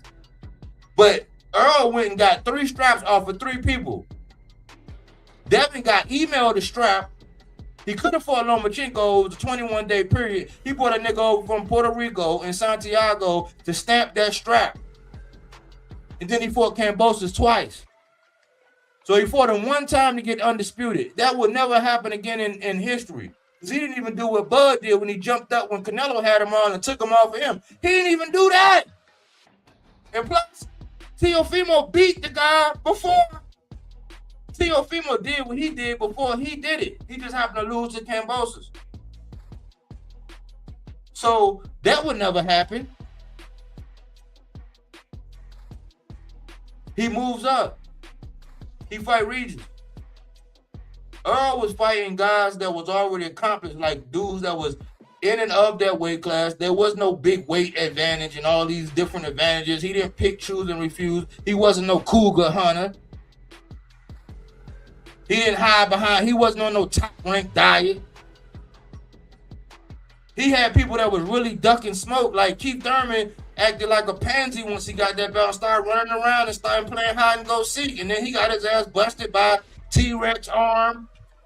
Manny Pacquiao when he took him for granted. But everybody that Errol got a strap from, they went and took a strap off of somebody else to go get it. Most of your favorite fighter, most of his fights, he got vacants. Most of them. Most of the time when your favorite fighter got a belt, he either got it on some dumb shit like what Kambosos happened, right? Or he got it with like Shakur. He got a couple vacants. That DeSanto shit, that was a vacant. That was a vacant. He moved up and he got T.O. Yeah. He won't go do that with Gary Antoine. He won't fight nobody else at Gary. So on a level above in the glamour division, that welterweight division, right? Look at what Errol did, and then look at what Shakur hasn't done that in any division, but he get way more praise. Why? Because he picked, choose, and refused, and finagled his way, and maneuvered his way up and through the ranks and passed people and all that. He got it's too many people. I got more people on the list that he didn't fight or that he won't fight than what he will. If he didn't fight Gary Antoine, he didn't fight Mr. Gary Russell when he was in the same division. He didn't fight O'Shaquie when O'Shaquie was his mandatory. He didn't fight Navarrete when Navarrete had a signed contract. He didn't fight Jermaine Ortiz when Jermaine Ortiz had a signed contract. And Jermaine Ortiz had fought T.O. and Lomachenko. So to think that that's not true, that's not true. Tim Bradley spilled the beans that Navarrete had a signed contract. He didn't do that. He fought little old Oscar Valdez. He blew away. And then he blew up and was all big and puffy when he fought Conceição. He fought Yoshino, but he didn't fight Nakatani. Nakatani was the one who fought Lomachenko and fought T.O. He didn't fight Nakatani. He fought Yoshino. He fought Artem Haratunian after Frank had already dropped him and beat him up. He was getting ready to fight Josh Padley coming off of a knockout loss to Casey. And y'all want to shit on Errol. That's why nobody don't click my link. Because y'all know I'll kick your ball all over the fucking fence. and y'all can stay out there and y'all can do all this bullshit because y'all know it ain't popular and ain't nobody gonna stick their head out or stick their neck out to defend nobody from the PBC because it's not popular. And the media just gonna beat you down or spin your content. That's all they gonna do. I heard so much bullshit about Errol. I'm like, what? Like, oh man, now he gonna fight Timothy. Now they both blah blah blah. And this, I'm like, man, listen, man, y'all gotta put respect on Errol. Why? This is why fighters like Brian Norman, when Brian Norman offered up Devin Haney and he lost, y'all trying to treat him like that. This is why fighters ain't going. This is why fighters gonna be like, nope. I saw what happened with Errol. I saw what happened with Brian Norman, and they're not gonna step up to the plate. They're gonna be pussy just like your favorite fighter, and then y'all gonna be complaining about that. But I don't know how a man with the accolades and the resume and the energy and how Errol moved. Errol didn't have to do none of that shit. I did a video. It got so long. I did a video telling Errol, man, move on, man. Fuck that shit with Bud, man. You sitting up there waiting. They already know you were busting out the seams, and nobody want to take credit for that. But guess what? When Devin came back and he fought Jose Ramirez and he looked like Flash Gordon in that motherfucker, everybody, oh man, well, you know, he had PTSD and you know he was coming off of what Ryan had did to him. You know that boy touched him. Y'all got more excuses than the nigga getting ready to go to jail. But if we say, oh man, Errol wasn't right because y'all do the same thing. These same motherfuckers, like the camp that I was talking about that just flip-flop on this Shakur Shocking thing, that same camp made all these excuses for Fulton. These same camp made all these excuses for Fulton against O'Shaquie, talking about, oh man, yeah, well, you know, before Lamar's security had to pick me up. Man, shut your gay ass up, man. What other nigga gonna pick me? I don't care what condition. What ain't another man gonna pick me up and put me in no shower? So why Lamont wrote that shit didn't even sound right and y'all co-signing that shit. But he get to make that excuse. But when I say my fighter ain't look right going into that Bud fight, oh man, you were aerosexual. No, y'all some hypocrites. Y'all some hypocrites. Put some respect on Errol's name. He took some time off. But now it's been a parade. You know why? You know why the real reason. This is the elephant in the room. Why they don't really like this shit about Errol coming back. Because if Errol come back and he sparked the shit out of Tim Tszyu and he go on his second run, it ain't gonna look, it's gonna actually look like what we've been saying this whole time, like he just wasn't right that night. It's gonna actually look like that shit was true. And that's their worst nightmare. Why? Because every year in July, they've been having a motherfucking perennial annual festival, a haters ball. Like they're the sorest winners I've ever seen in my life, celebrating because of what Bud did with Errol. Like he didn't do what Brian Norman did to Jesse Saki, but they get to gloat about it every year. Guess what happens? Well, if Errol come back and he stopped Tim Tszyu and he park his ass the way he normally do, he could be the same Errol that fought Danny Garcia. If he do that, guess what? The celebration's over. Yeah, y'all can have that whatever, like, which is dumb as hell, because Errol is the one who got Bud lit. He wasn't lit before that fight. He wouldn't even got the Canelo fight if he didn't do what he did with Errol. That shit would have never happened. But y'all so dumb, y'all don't even realize that. But I heard so much shit. I heard that, oh man, like, man, I heard somebody say, well, when he fought Danny, he beat Danny up, but he ain't really beat Danny up. But these be the same niggas out here with pom-pom for Shakur and Devin. Who the fuck did they ever beat up? Josh Padley? Oscar Valdez? Who? Like, who are they actually beating up? But the standard be different for these PBC guys. It's just like what I was saying before I lost my train of thought earlier. Bam come out, he stopped Antonio Vargas, right? David Benavidez come out, he stops Zerto.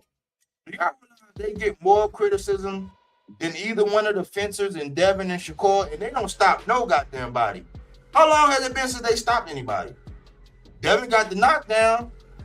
Gained my respect from that. Devin beat Brian Norman, which was a big threat going in there with a puncher like that. He got my respect from that.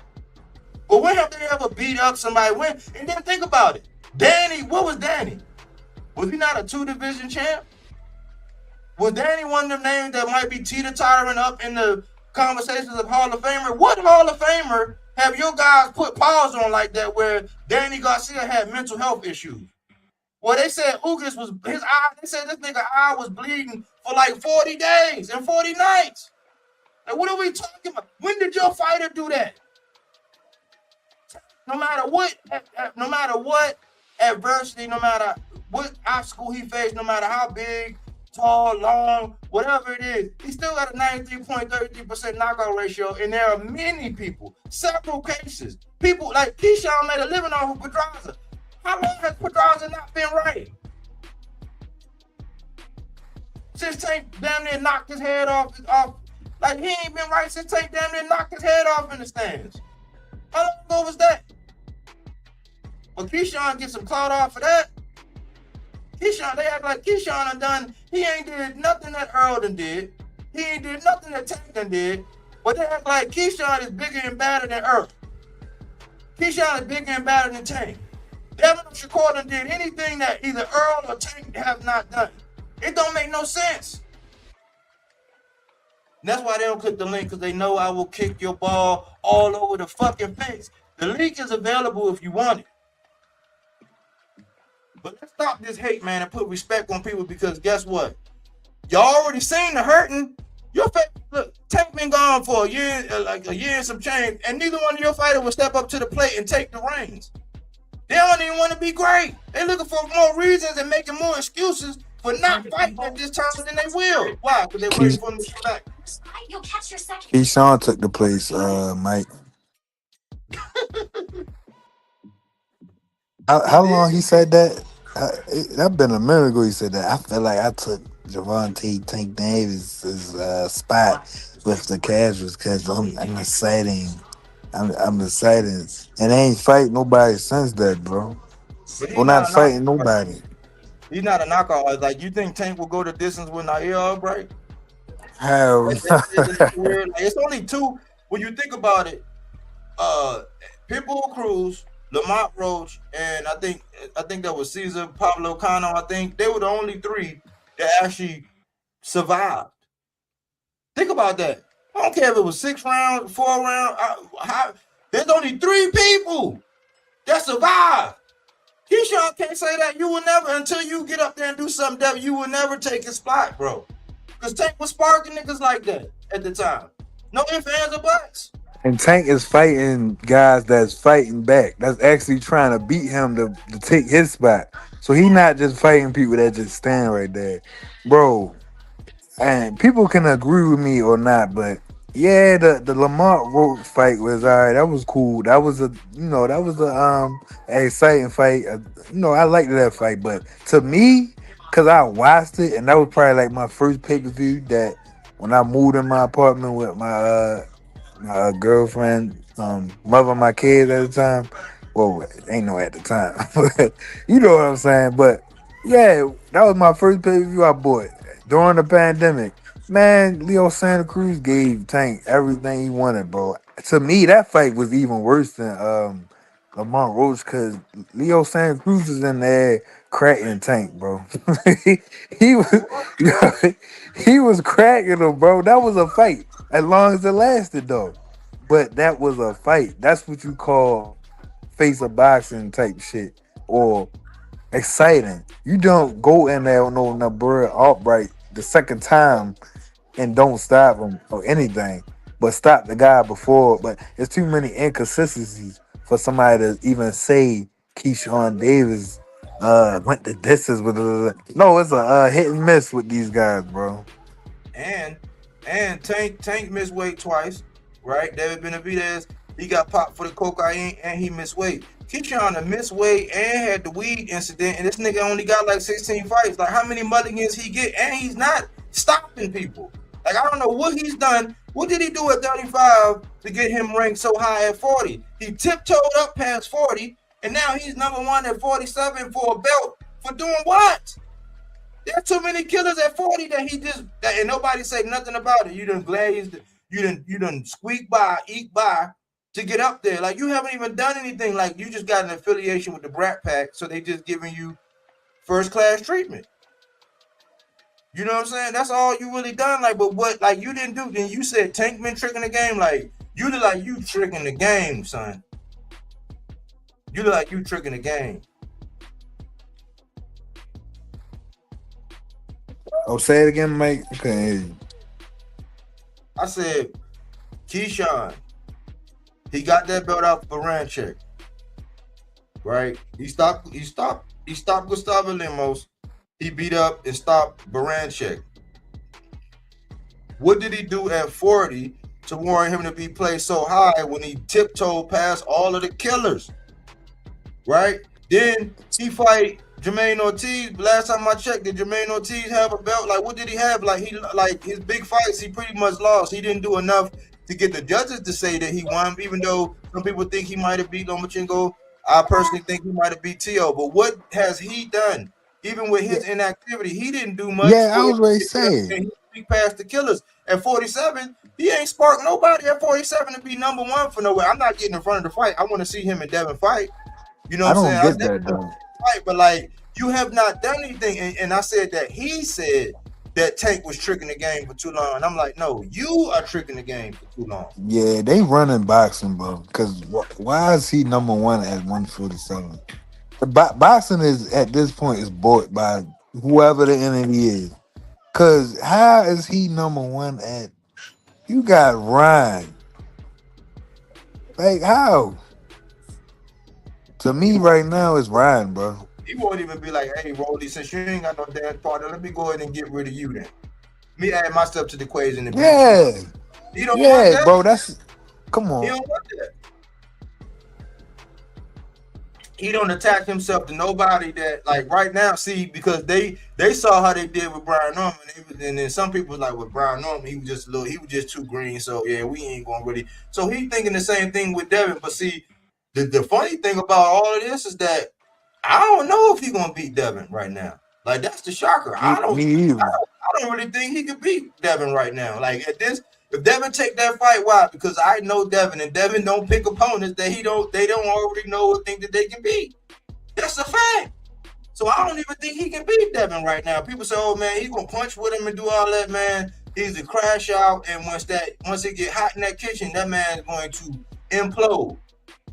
Devin got experience. Devin got experience, bro. And especially with big punches, whether he got his ass knocked out, pissed and shit in his essentials, his guard was a fifth guard essentials.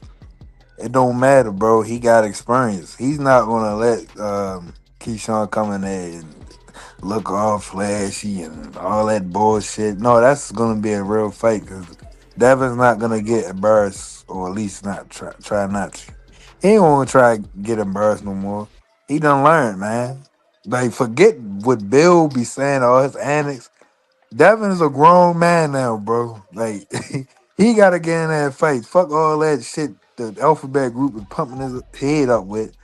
Bro, he gotta get in that fight. So, for people to say he even got a slight chance of going there, oh, yeah, oh, he's going that, man, that's easy. Nah, bro. I don't know that.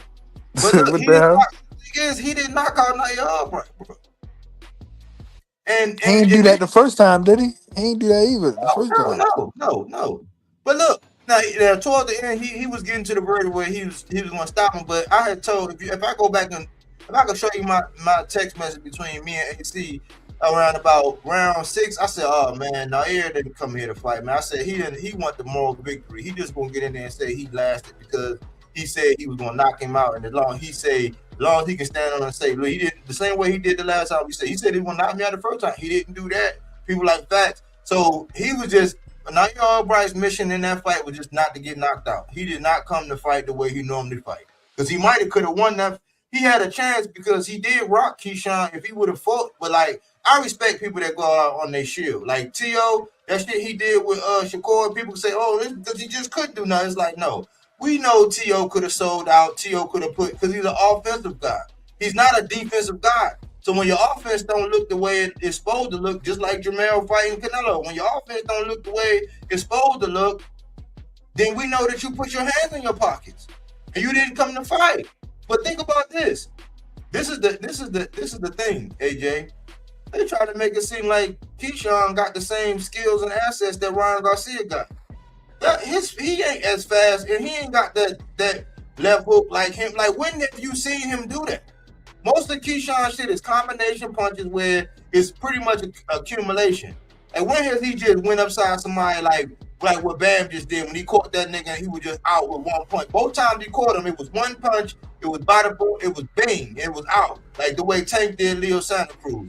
Boom, bang. Like, you know what I'm saying? Like the way he did Rolly. Bow, 1 shot. Like Keyshawn ain't even showed that. He hasn't showed that. Like, name a fight where he showed that. So, you know, it's gonna sound weird, but like I want to see the fight. I'm definitely not getting in front of the fight. So I'm saying, if Shakur pussyfoot around, right, and he don't want to make that move, then Devin, you gotta fight Keyshawn. But I don't think Keyshawn can beat Devin right now. I don't. I think that shit might look a little bit better because Keyshawn had the privilege of being able to watch what Brian Norman did. His feet might be a little bit better, but like the Brian Norman after that fight, the way he was moving, how fast and sharp his jab was, Brian Norman looked like he learned something from it, but we'll never know because they don't want to rematch him. They don't want to rematch. That's the funny thing. Earl got a rematch or call out for Bud, but Devin ain't got no obligation to fight Brian Norman when Brian Norman gave him a shot. Devin ain't got a rematch Ryan either. But they acting like Keyshawn got the speed and the power of Ryan Garcia. Knock it off. Knock it off. Like, what do we be talking about? Like, people don't be talking about no real boxing, man. They just remember a talking point. They remember a nice, good talking point, and they just regurgitate that shit. And they're like, yeah, man, I got a lot of likes. I got people like, yeah, you cooking because he said that. And they just saying the same shit everybody else done said. Yeah, echo chambers. Echo chambers, yep. And I remember, if I'm not mistaken, I remember. Oh, let me hold on. I remember when Keyshawn was on the ranch, like you know, Tank been ducking the, been tricking the game too long. Like, bro, who did he fight when he said that? After he said that, who did Keyshawn fight? I forgot. I forgot this stuff, bro. But it's not funny because like I be feeling bad, man, because they really press for fans and it's eating them up that they can't get the fan base. Like it's eating them up bad. And it's crazy because when you was talking about Errol, and whoever said that about Errol, bro. No, and I hate this when people say, fans, we shouldn't buy this fight. Why Tank fans fall for anything? Bro, nobody's putting no gun to nobody's. Tank don't do all that stuff that Devin and Shakur and all them do. Or gotta do. Is forced to do. Or they don't get paid shit. They don't gotta do that. I mean, he don't gotta do that. Errol ain't gotta do that, bro. That man been gone, ain't said a word and come back. That fight is, or it's in Australia. It's not sold out, period. But even if it was here, the fight was still gonna be big, bro. Don't matter if Canelo fight whoever, bro. They gonna come back. Like nobody's forcing these grown adults to by the fight. Even Gilly the Kid doing an interview with you know, the sellouts. The two sellouts.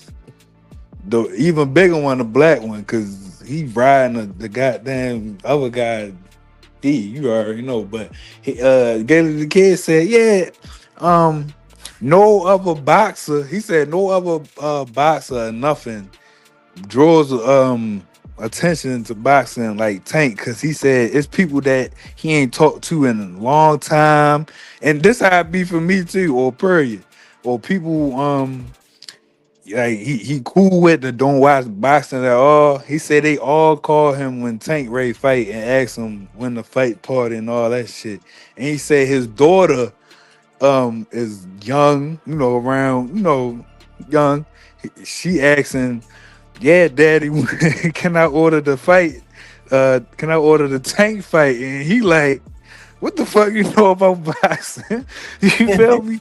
Like where? But listen though, Mike, where is they getting lied to?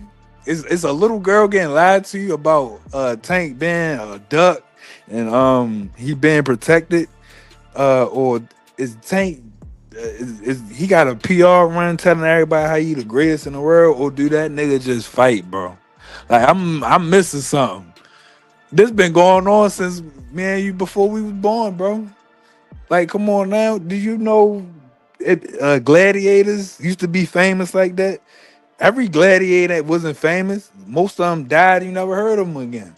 Most of them was nice, but they ain't get the recognition. But the movie Gladiator, everybody was in that bitch saying, what the fuck his name was on there? Maximus.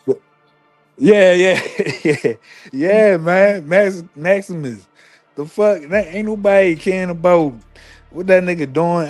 When Maximus fighting, man. I'm going to Coliseum that day. Fuck that. But hey, where all the gold at? We going. Fuck all that. I don't care how much it costs. Cause it's an experience and a event.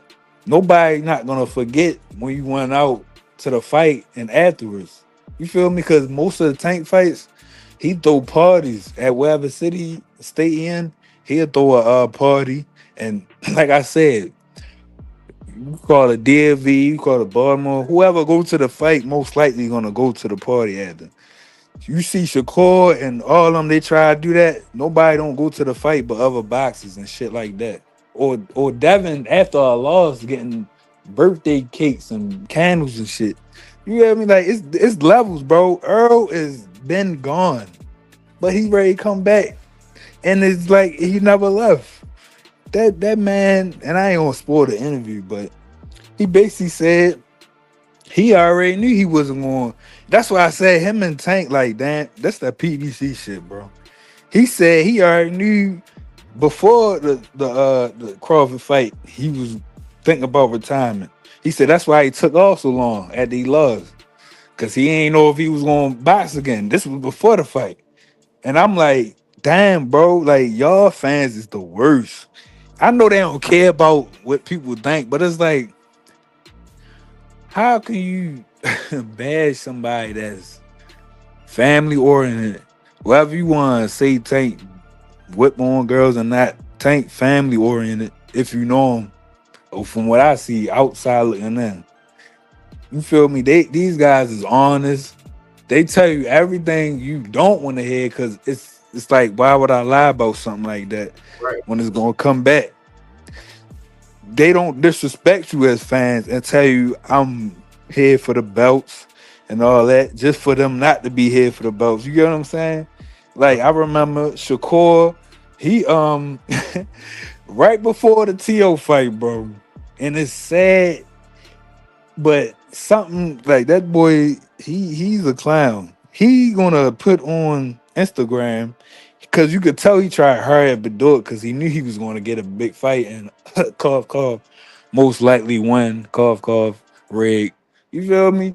He like, I know I might have said it in the past and all that, but I really just want to be famous and I'm never gonna change. I care about the money. Basically saying money over belts now that he ready to get a big fight. That's he think gonna catapult him into stardom, but he kind of killed it, bro. If you ask me, you could say, all right, it was rigged or this, that, and the third or not, but after that fight, he was supposed to capitalize off that and announce another one.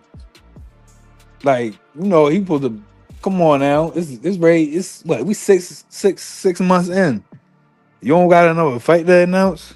You fought before Tank and Errol, and still don't got a fight announced. Even Keyshawn had a fight.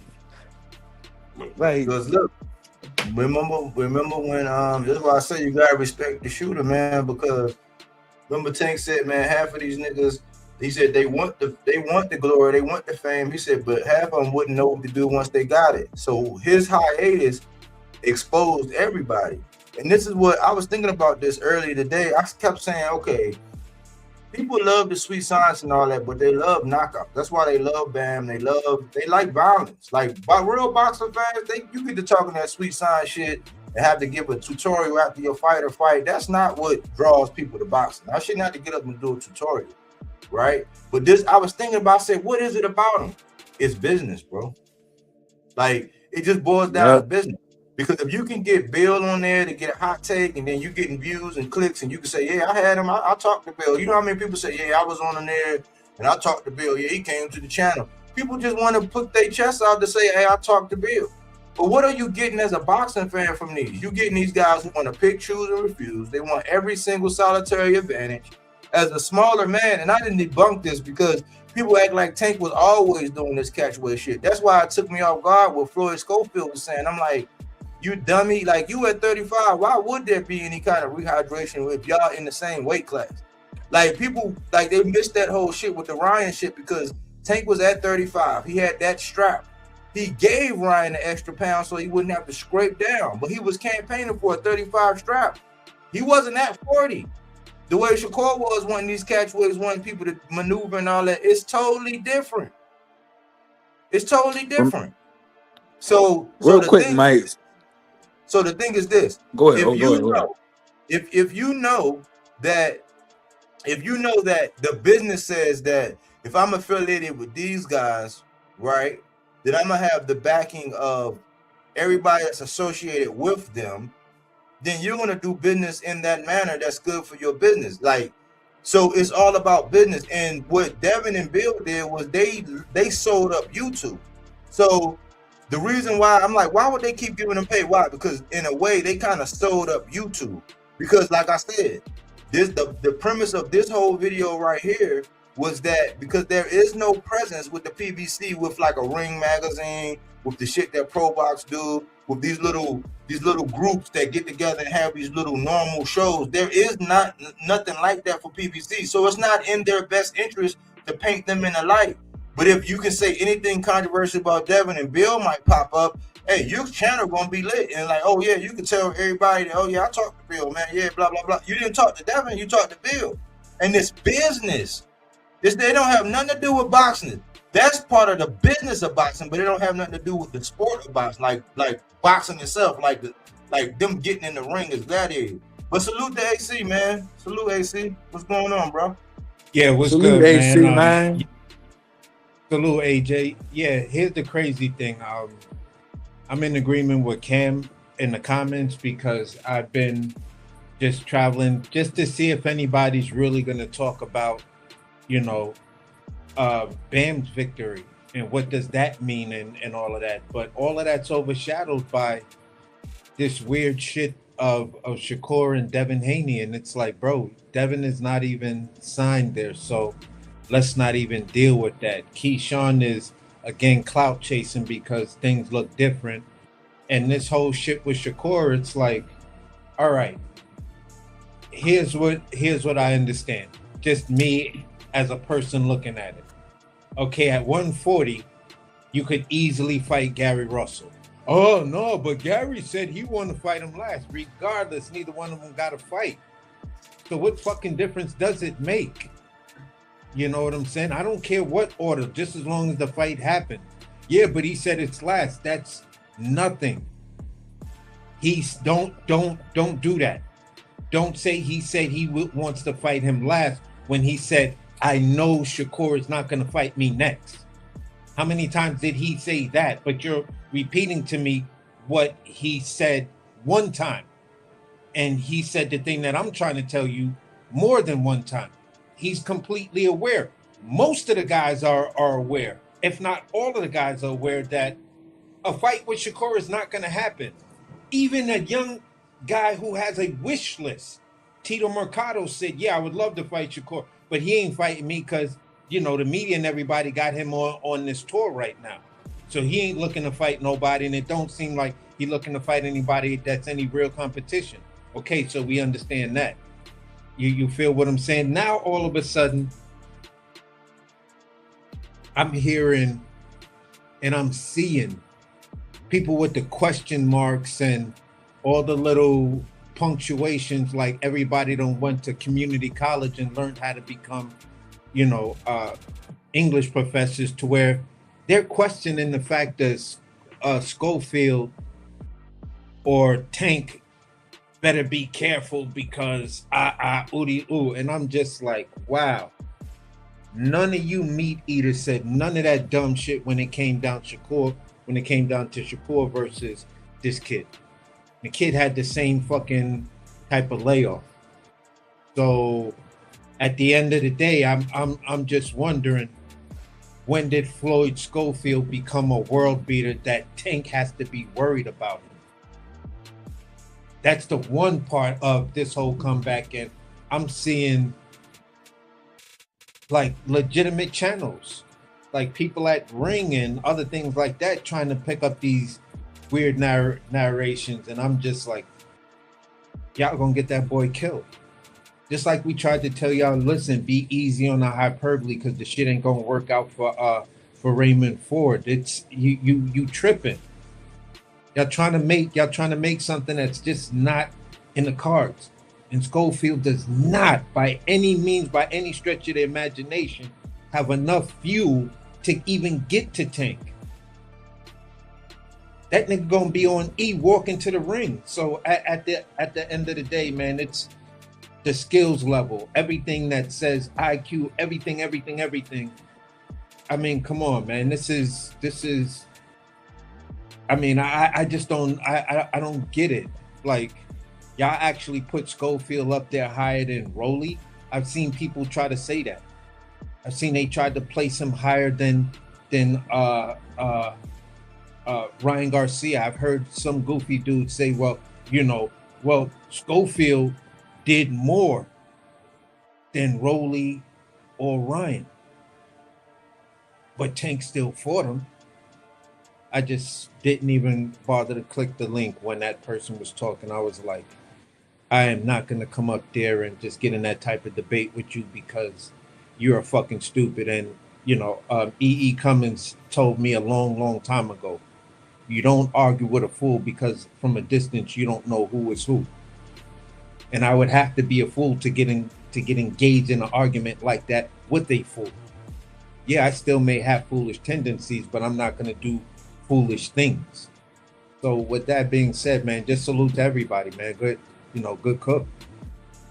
Salute. I just want to go back to this point that you said, because this gotta be known.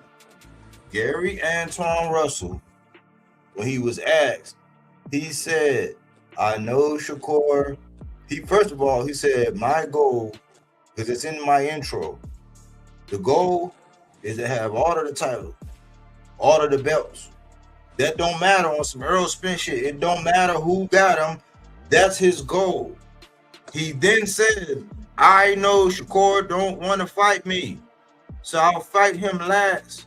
Meaning that he's going to go for the guys that's probably more willing to fight him because they want to unify. But there is no pressure from nobody in the media for Shakur Stevenson to fight Gary Antoine Russell. And I'm like, how convenient. The most dangerous guy, perceivably, at 140, because he's the most tenured aside. Well, him and Richardson Hitchens, they was like neck and neck as far as most tenure, and they fought in the amateurs. And he fought Boots and beat Boots more times than Boots beat him in the amateurs. But nobody put no pressure on this, and they want to stand on that. I'm like, man, that's the indication that you are protecting your guy. That means that you have reservations about him fighting Gary Antoine Russell. Because when Richardson Hitchens won, the minute Richardson Hitchens won, he had to fight Gary Antoine. And Gary Antoine just took on Hirioka, and nobody will say Hirioka's name. Nope. No, they know Hirioka will probably beat shit down their leg. But there's no pressure for Shakur to fight anybody at 40, and they keep harping, yeah, man, he don't really want that smoke with Shakur. He said he'll fight him last. No, dumb. The thing is, it'll be the same situation like what Errol did with Bud, because Errol got the flip-flop. Shakur ain't flip-flopping. Shakur just won't say this man's name. And Andre Ward won't say it. Tim Bradley won't say it. Max Kellerman, Mike Kopp. Nobody will say that he needs to fight Gary Antoine Russell. Why? Because that's the most dangerous fight. And they need to be able to capitalize off of the momentum that Shakur got right now. But he can move up and fight T.O. Why? Because T.O. was accolade soup, accolade salad. Gary might be an ass whooping waiting in the wings with his experience in the fighting style.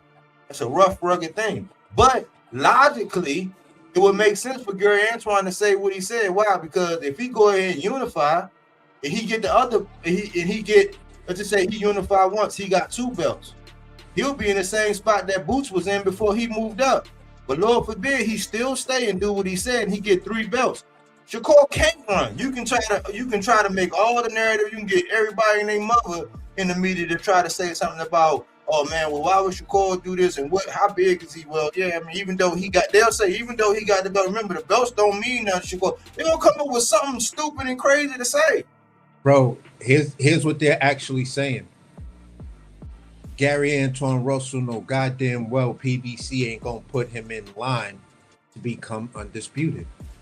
PBC, we don't know what's going on with them.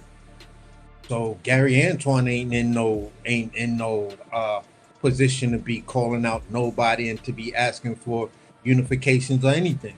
And I'm like, what? Bro, did you really just say that?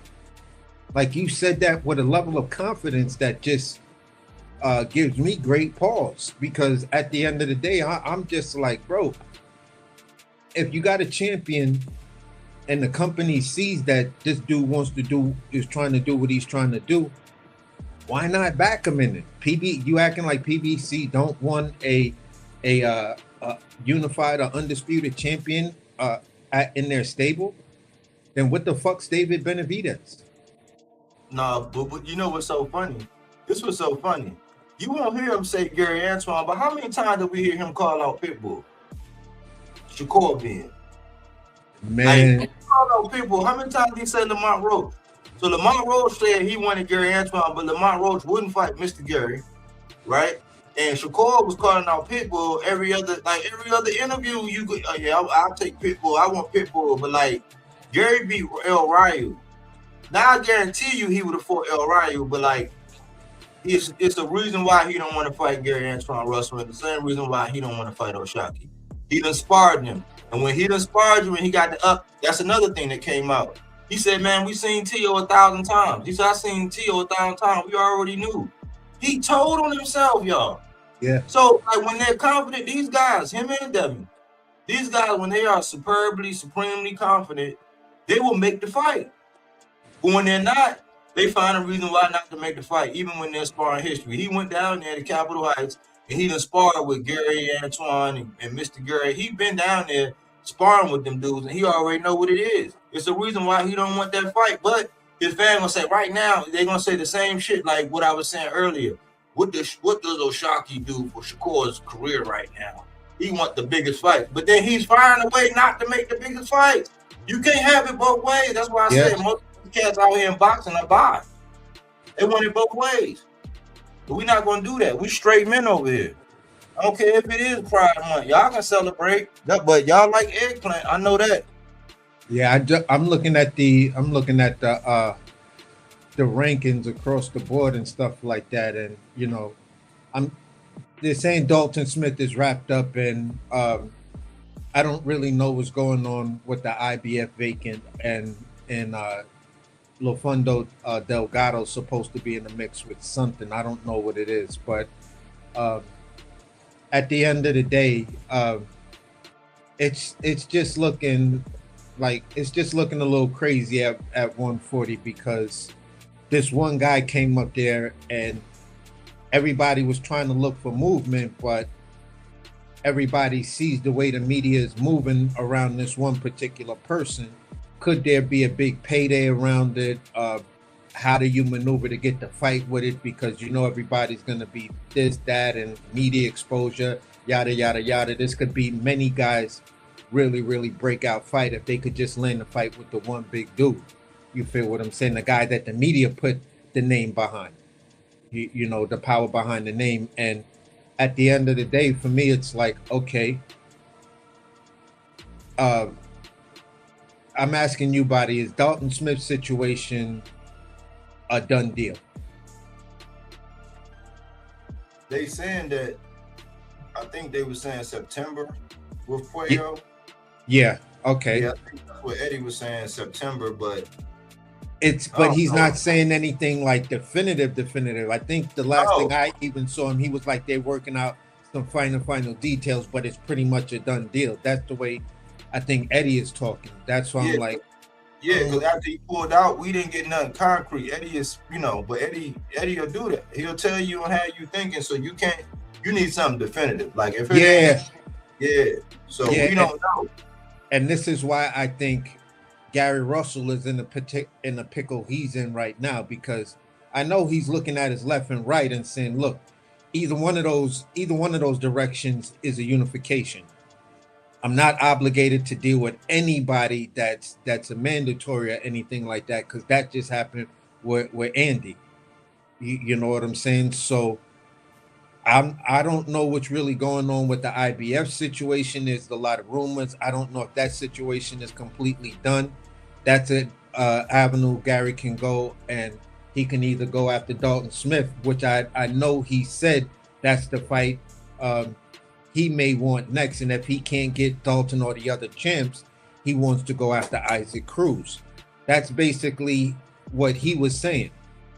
So I'm like, okay, you got a plan. You just got to wait and see how this shit unfolds. You feel what I'm saying? You put in your application, the bank got to tell you whether you pre-approved or whatever. But his credit score looks good right now. When it comes, go ahead. I hope he stopped Pitbull though, but go ahead. When it comes down to this Shakur thing, this is the thing that's fucking all of this movement up. You know what I'm saying? Because his name is going to trump everybody else's name, and whatever he wants to do there, everybody's trying to decide so they can make their moves. And this is the thing you and I were talking about, and many other people who just didn't like that, was rooting for Tio. It wasn't that it was Shakur hate. We were rooting for Tio because we knew what was going to happen to the business of boxing. Now, this is body division. You feel what I'm saying? So I know it's probably eating that man up inside. That division just got this new guy up there, and everything just, went on ice. It's now an ice age up there. You feel what I'm saying? So 140's looking frozen for no fucking reason, all because the media darling can't make up his fucking mind. And after that, bro, it's I don't know. I think Gary, for me, if I was going to give Gary some advice, kick in the door, get on some Biggie shit, bully your way into that IBF fight if you can. You feel what I'm saying? Because to me, that's the Dalton Smith and Eddie Hearn, they might try to stall you out. You feel me? This vacant IBF, that might be the way to go. And if that don't happen, just go after Cruz. Nobody's gonna have a problem with Gary Antoine Russell and Pitbull Cruz. And that's a bittersweet. That's a bittersweet too, because I'm putting money as much as I can muster, whatever I got in my little pocket change. You know what I'm saying? I'm putting that Gary gonna stop Pitbull. He's gonna stop Pitbull. It's gonna be brutal. He's gonna beat the shit out of Pitbull, and then then Shakur, he really ain't gonna fight Gary. He's really not gonna fight Gary. They gonna do that. What would Gary do? And man, he only fight once a year. All that dumb shit but real boxing fans, that's why they be having two different complexions, man. They buy, man. They be wanting it. It's disgusting, man. But Shakur, he's trapped. Like Shakur is trapped, man. And I don't care if Andre Ward don't say it. I don't care if Tim Bradley don't say it. I don't care if Mike Cap don't say it. I don't care if Max, that dummy Max Kellerman, I don't care if none of them say it. Shakur is trapped. Yeah. You can't be calling and saying that you one of them ones, but then we know more people that you won't fight, and your fans are coming up with more reasons why you won't fight them. And then you got your boy BF, and with Devin, like he's making Devin, like right now with Devin he kind of got the juice a little bit, in my opinion. You know what I'm saying? It just depends on what he gets on the table. I'm not going to deny that he ducked Rolly, but this man came out and said, why would he fight Keyshawn right now? Why would he fight Keyshawn right now? If he can't get Shakur, y'all already obligated. But I remember this is an age-old trick that BF always do. Why would he fight such and such? I know why you saying it, because it might represent an ass whooping. That's why you saying it. But like, why wouldn't he? You can't be one of them ones like these guys. You can't be up there talking about Mount Rushmore and you want to be put up there with the Andre Wards, the Roy Jones, the Tim Brad, like the Pacquiao, like the great, the Floyds and all that. You can't do that and then be moving the way y'all moving and sounding the way y'all sounding. And that's why I was saying, and dudes was arguing me down like, look, Devin only has one option. That Keyshawn fight, no. He only has one real option. Fight Rolly. That's your best option to maneuver how you want to at 147. If you fuck around with Keyshawn, you're gonna be locked into something. And bro, the way this shit's looking, here's something that I would say many Devin Haney fans are starting to realize. Keyshawn could get that belt from the WBO without stepping in the ring with Devin Haney because of the WBO's new rule. You feel what I'm saying? So come August 1st, this whole thing has to go into negotiations, and they only have 30 days to make this fight. We already seen what's going on right here and right here and right now. I seen that the fight wasn't completely mandated. They're supposed to do it, I think, July 1st. You feel what I'm saying? That's when I was hearing the reports that they were going to mandate it. But in some of the heavier Devin Haney circles, they're saying, no, the fight is already mandated because there's the date. And I'm like, yeah, but from what I was reading, it's saying that July 1st is going to be mandated, and these are the details. They've already released the details because it's just that solid. He still has time to get out of it. All he has to do, if he doesn't want to fight Keyshawn, do what he said he was going to do, go up to 47, beat Brian Norman, and then turn around and immediately unify, and then get on his path to become undisputed. That's not what he's doing right now. So he's in this game to whereas you were on that path and then you jumped off that train. We thought you was going to fight Rolly and then Ryan. And now you got this Keyshawn thing, and now they're talking about all of this other stuff.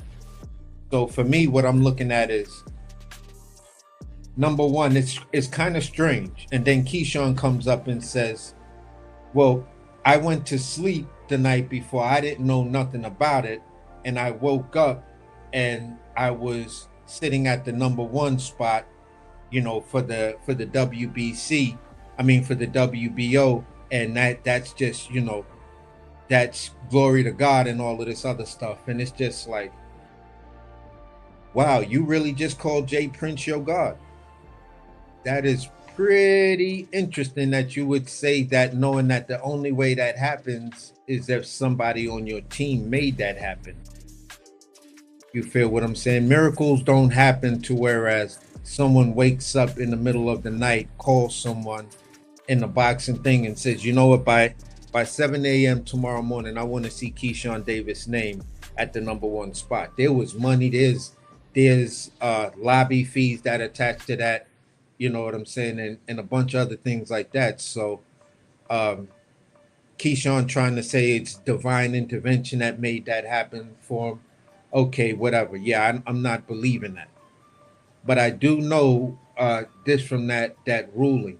And the way all of these talks is happening is that Keyshawn and what's her name might be trying some nefarious stuff to try to stall this thing out to get Devin Haney stripped. Now, here's the caveat I have to say.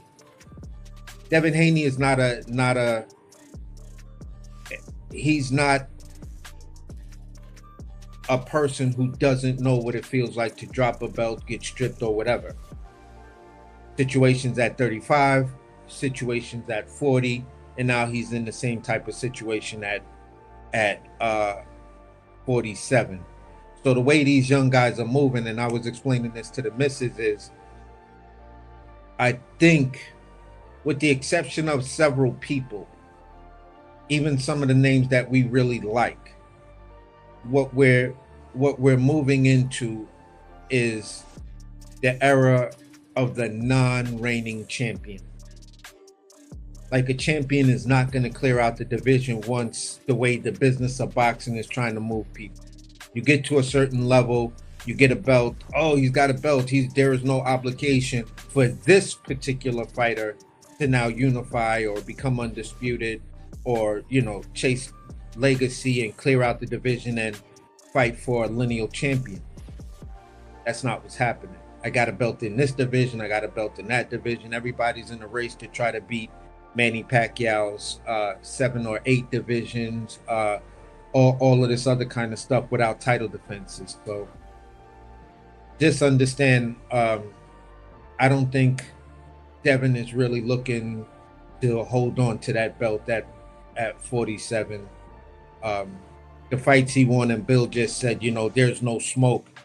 There's no real smoke at 47. So that tells you what you need to know right there. They're looking for anything and anything, and it could be somebody at 47, but if I lose my belt to make the fight, so fucking what? I've already got the belt. History is going to record it as, yeah, I got that belt. I'm X amount of division champion. So the details, I'll let my fans debate that. And that's the way it seems like people are moving. Yes. Yeah, and I don't think it's really gonna matter to Dev if he loses that belt or not, and Keyshawn gets elevated to being the WBO champion. Yeah, but I mean, either way he's gonna be up against it. Why? Because he's found himself in a spot to where, even though they got YouTube on lock and they can make money on YouTube, that's not going to suffice for the powers that be when they put that money on there. Like, he's in a position now to where if the name ain't big enough, they're not paying him what he has been accustomed to getting as far as what he's worth. So this is where it's like the rubber meets the road, and you have to have the quote unquote come to Black Jesus meeting, where it's like, well, in order for us to give you this, it's like when the NFL gave Albert Hainsworth, made him $100 million man. They were like, yeah, we know you used to be in the 4-3, but we're gonna change to a 3-4. And Albert Hainsworth said, I'm not coming to practice. And they were like, well, you don't got $100 million. So, that's what Devin said. They're not gonna give him that kind of bread if the name don't line up. See, they know that Keyshawn gonna sell the fight. It's gonna be a big build-up. It might be bigger than a Brian Norman, because Brian Norman's coming off the knockout of the year, and people was like, oh man, Brian Norman looking like a beast out here. And so that build-up was pretty good. And then Devin, he came through. So Keyshawn gonna sell the fight. If it's not Keyshawn, they saying they won't go near Tiger with a 10-foot pole. They're not gonna do nothing dangerous like they don't want Rolly. He's acting like he's scared to death of Ryan. What you call my boy all the time? What you call the young boy all the time? Who he always chasing? Who is his romantic interest? Cougars? Yeah. He's a cougar hunter. So, yeah. But no, but what's wrong with an Asian cougar? What's wrong with an Asian cougar from Malaysia? But look. No, I'm just saying, bro.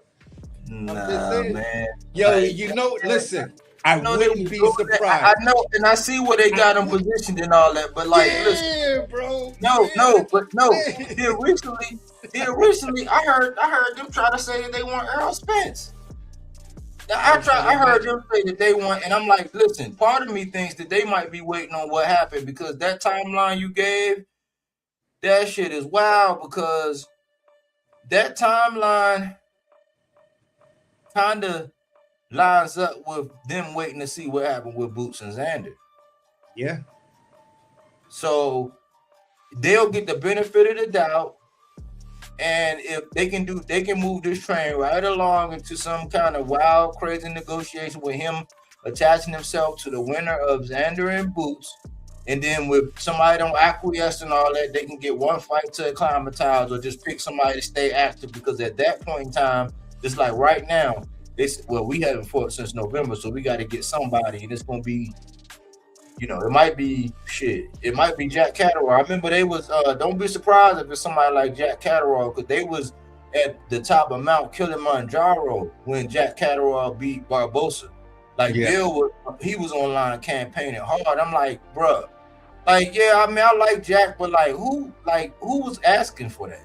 Like nobody was calling for that. Boxing fans gonna watch it, but who was calling for that? So Nobody. here's So where I I think- am. Go ahead. Sorry. So, Go ahead. so and to land, I think that if they can't get nothing favorable and they're gonna break the bank on Keyshawn and it's gonna come right on in like that, they're gonna try to wait until after. They're gonna stretch it out to right after the Boots and Xander, and then they're gonna make that move after that.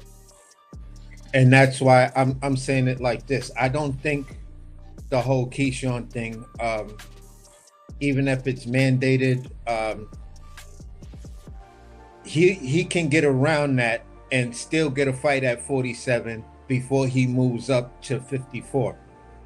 And within the world of legacy and picking and choosing what guy beat what guy to create legacy in the media, because Ugas beats him, Jeff Horn beats him. They got no rhythm, right? Devin Haney beats him. What do you think the media is going to say? After coming off the Brian Norman victory, then they're going to talk about Manny Pacquiao as if Manny Pacquiao never retired. Oh, now he's going after the great Manny Pacquiao, stepping up in competition. You feel what I'm saying? The closer we get to the fight, it's going to be asked, does Manny Pacquiao still have it? Yada, yada, yada, X, Y, and Z. Devin Haney beats Manny Pacquiao. He moves himself on the next tier. The type of tier now Shakur would wish he was on. Because then people are going to make the argument, yeah, but Shakur don't got a Manny Pacquiao on his resume. Devin Haney's got Lomachenko, Regis, Ryan, Brian Norman Jr., and then Manny Pacquiao. What does that say for him moving up now to 54 with no hardware? With zero hardware. And he lost his hardware because he basically just let everything just be taken from him. Or he drops it. But what counts is that belt versus the name Manny Pacquiao. This is where the question and the great debate happens. In this situation, does the belt matter? And I would have to argue, I'm a pro-belt type of person, but in this situation, my argument might be, well, it probably will be, in this situation, belts don't matter. It's the name. It's the legacy of Manny Pacquiao. It's the young dude, Devin Haney. He's coming off Brian Norman. Now you've got Manny Pacquiao. And it's strange that Manny Pacquiao is still sitting in the top 3. Well, all I know is if that happened, this one channel in particular, I'm going to cook this shit out of. Because they've been talking about, man, nobody want to see. I'm like, man, nobody want to see old man Pacquiao, man. He's a sliver of himself. And that just goes to show that's for hardcores, that's gonna be devastating to this legacy stuff and what they all about. And they're gonna reason that, oh, he getting the bag and blah blah blah. Yeah. Like in the grand scheme of things, man, they're not gonna have nothing to say, man. Like, because like they said, man, if they ever get hot, they moving and they dropping belts, allowing themselves to get stripped. Not only did they not fight Puello, not only did they tiptoe up past 40, not only did they catch Regis coming off that crazy ass performance with Zarilla, not only did they not rematch Ryan, not only did they not beat Broly after beating Ryan, like not only did they not give Brian Norman a rematch. It's funny how Tank got a rematch roped for a draw, but since Brian Norman gave him an opportunity, he don't got to rematch him. He don't got to rematch Ryan. He don't even got to fight Broly. Like, I mean, I'm gonna lose all respect for him, man, if he do that. Because nobody want to see that shit with no Manny Pacquiao, man. Nobody want to see nobody don't. Go ahead. To fight him. More recently, when it was rumors that they might do something, or when Tank was rumored to do it, man, nobody want to see Tank. It's the same bullshit. Nobody want to see Tank versus Pacquiao. I'm like, but y'all would want to see, like, it's just different. And I would lose all respect for Devin if they did that, man. Because fans can blaze that torch and eat eggplant, you know what I'm saying? All they want. I just kind of, I see that as plan C. That's the emergency escape hatch. You feel what I'm saying? If shit get really, really thick, that's the emergency escape hatch. Within the scope of the media and the way these channels are, everybody, like right now, it seems as though the YouTube streets right now are divided into 3 sectors, maybe 4. I'm talking about pretty much what Black America. It's just my take. It's either you're in the Shakur camp, you're in the Devin Haney camp, you're in the Tank camp, or you're in the Boots camp. You got to pick one of those 4 camps. And within the Devin Haney camp, they're gonna make the argument like, bro, are you now what?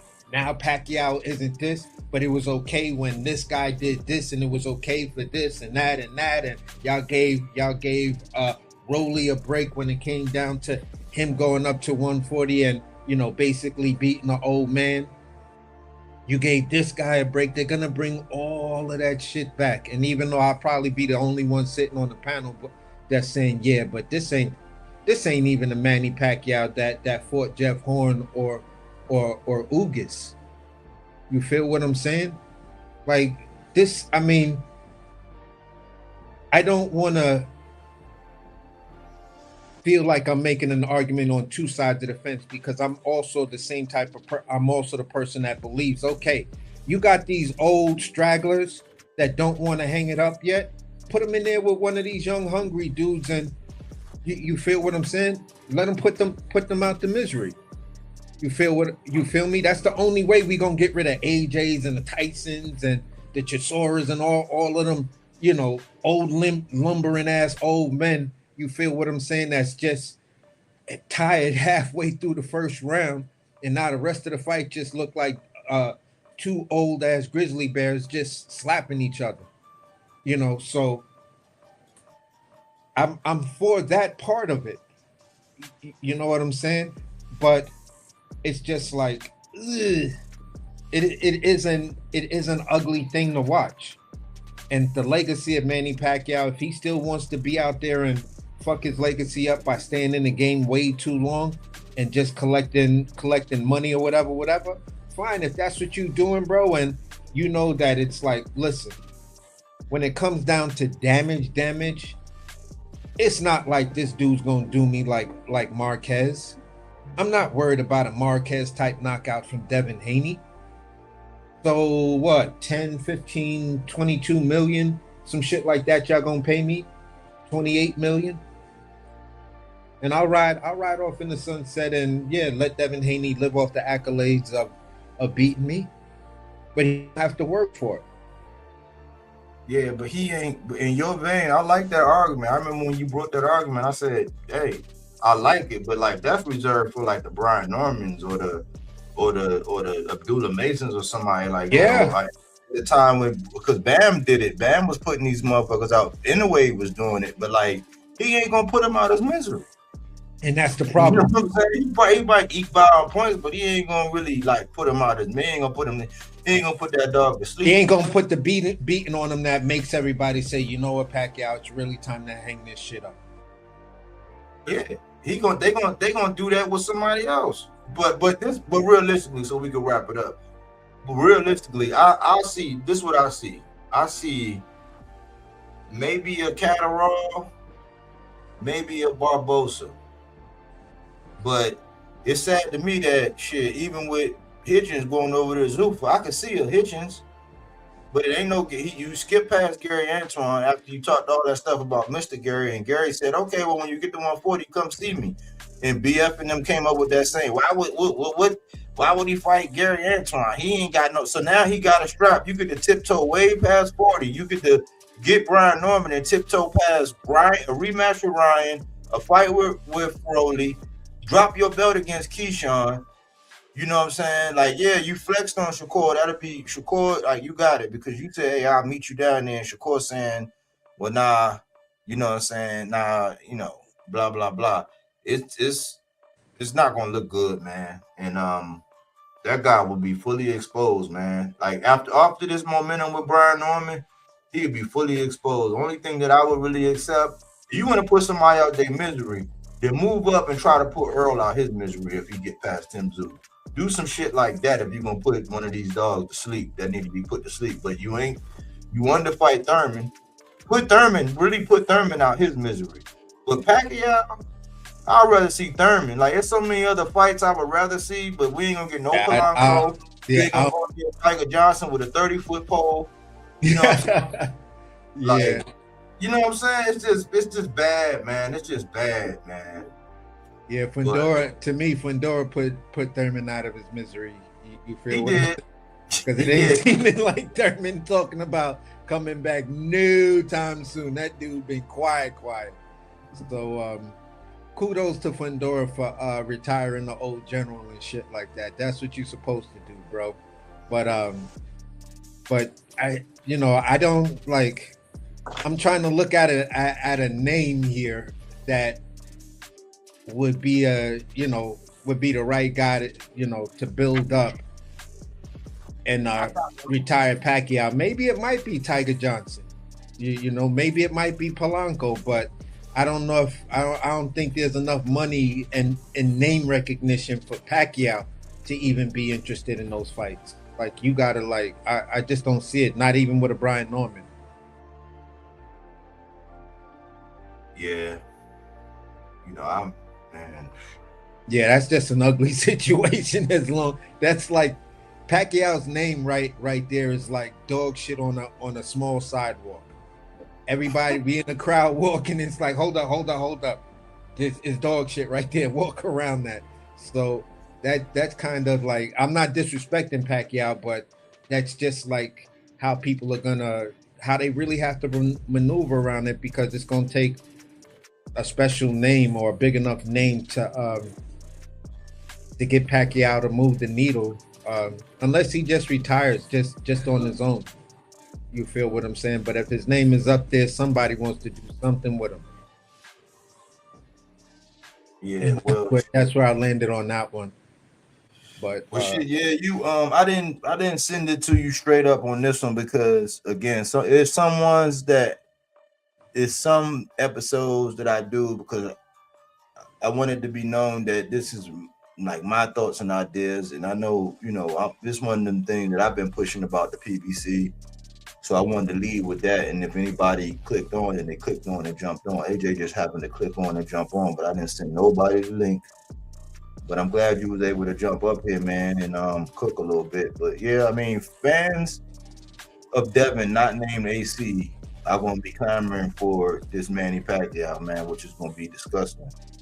But we just gotta wait and see, man. And I hope if the Shakur stuff is flatline, I hope we get the Keyshawn thing. And I think that probably be the best move for Devin, because he'll put out another young, hungry line, and he'll end this hype job of Keyshawn, in my opinion, right now as it stands, because I don't think Keyshawn can beat Devin. So I think that'll be the best move, and then see what happens after that. But like, he mess around, get Manny Pacquiao and get a payday for that, and outbox him, man. They gonna if we can't hold him or Shakur feet to the fire because they part of the I've already made it program, man. Shit, after that, man, we ain't gonna be able to ask this dude to fight nobody. Yeah, then he gonna get his MMA thing. He gonna get his little crossover MMA fighter, and whatever other freak show they want to give, maybe a Conor Ben, and that's gonna be that.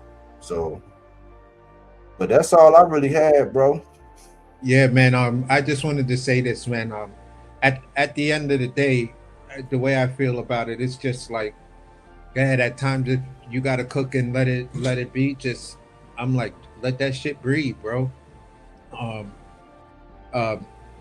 Pretty much for me, I'm just enjoying some of the landscape where where people are really cooking things. I saw a guy, some many years ago, we were on the opposite side of the fence when it came down to this Deontay Wilder and AJ type of thing. Yeah, the dude is still a Tank hater and stuff like that, but I gotta commend him because he is one of the channels that's really keeping his foot on the neck of Shakur.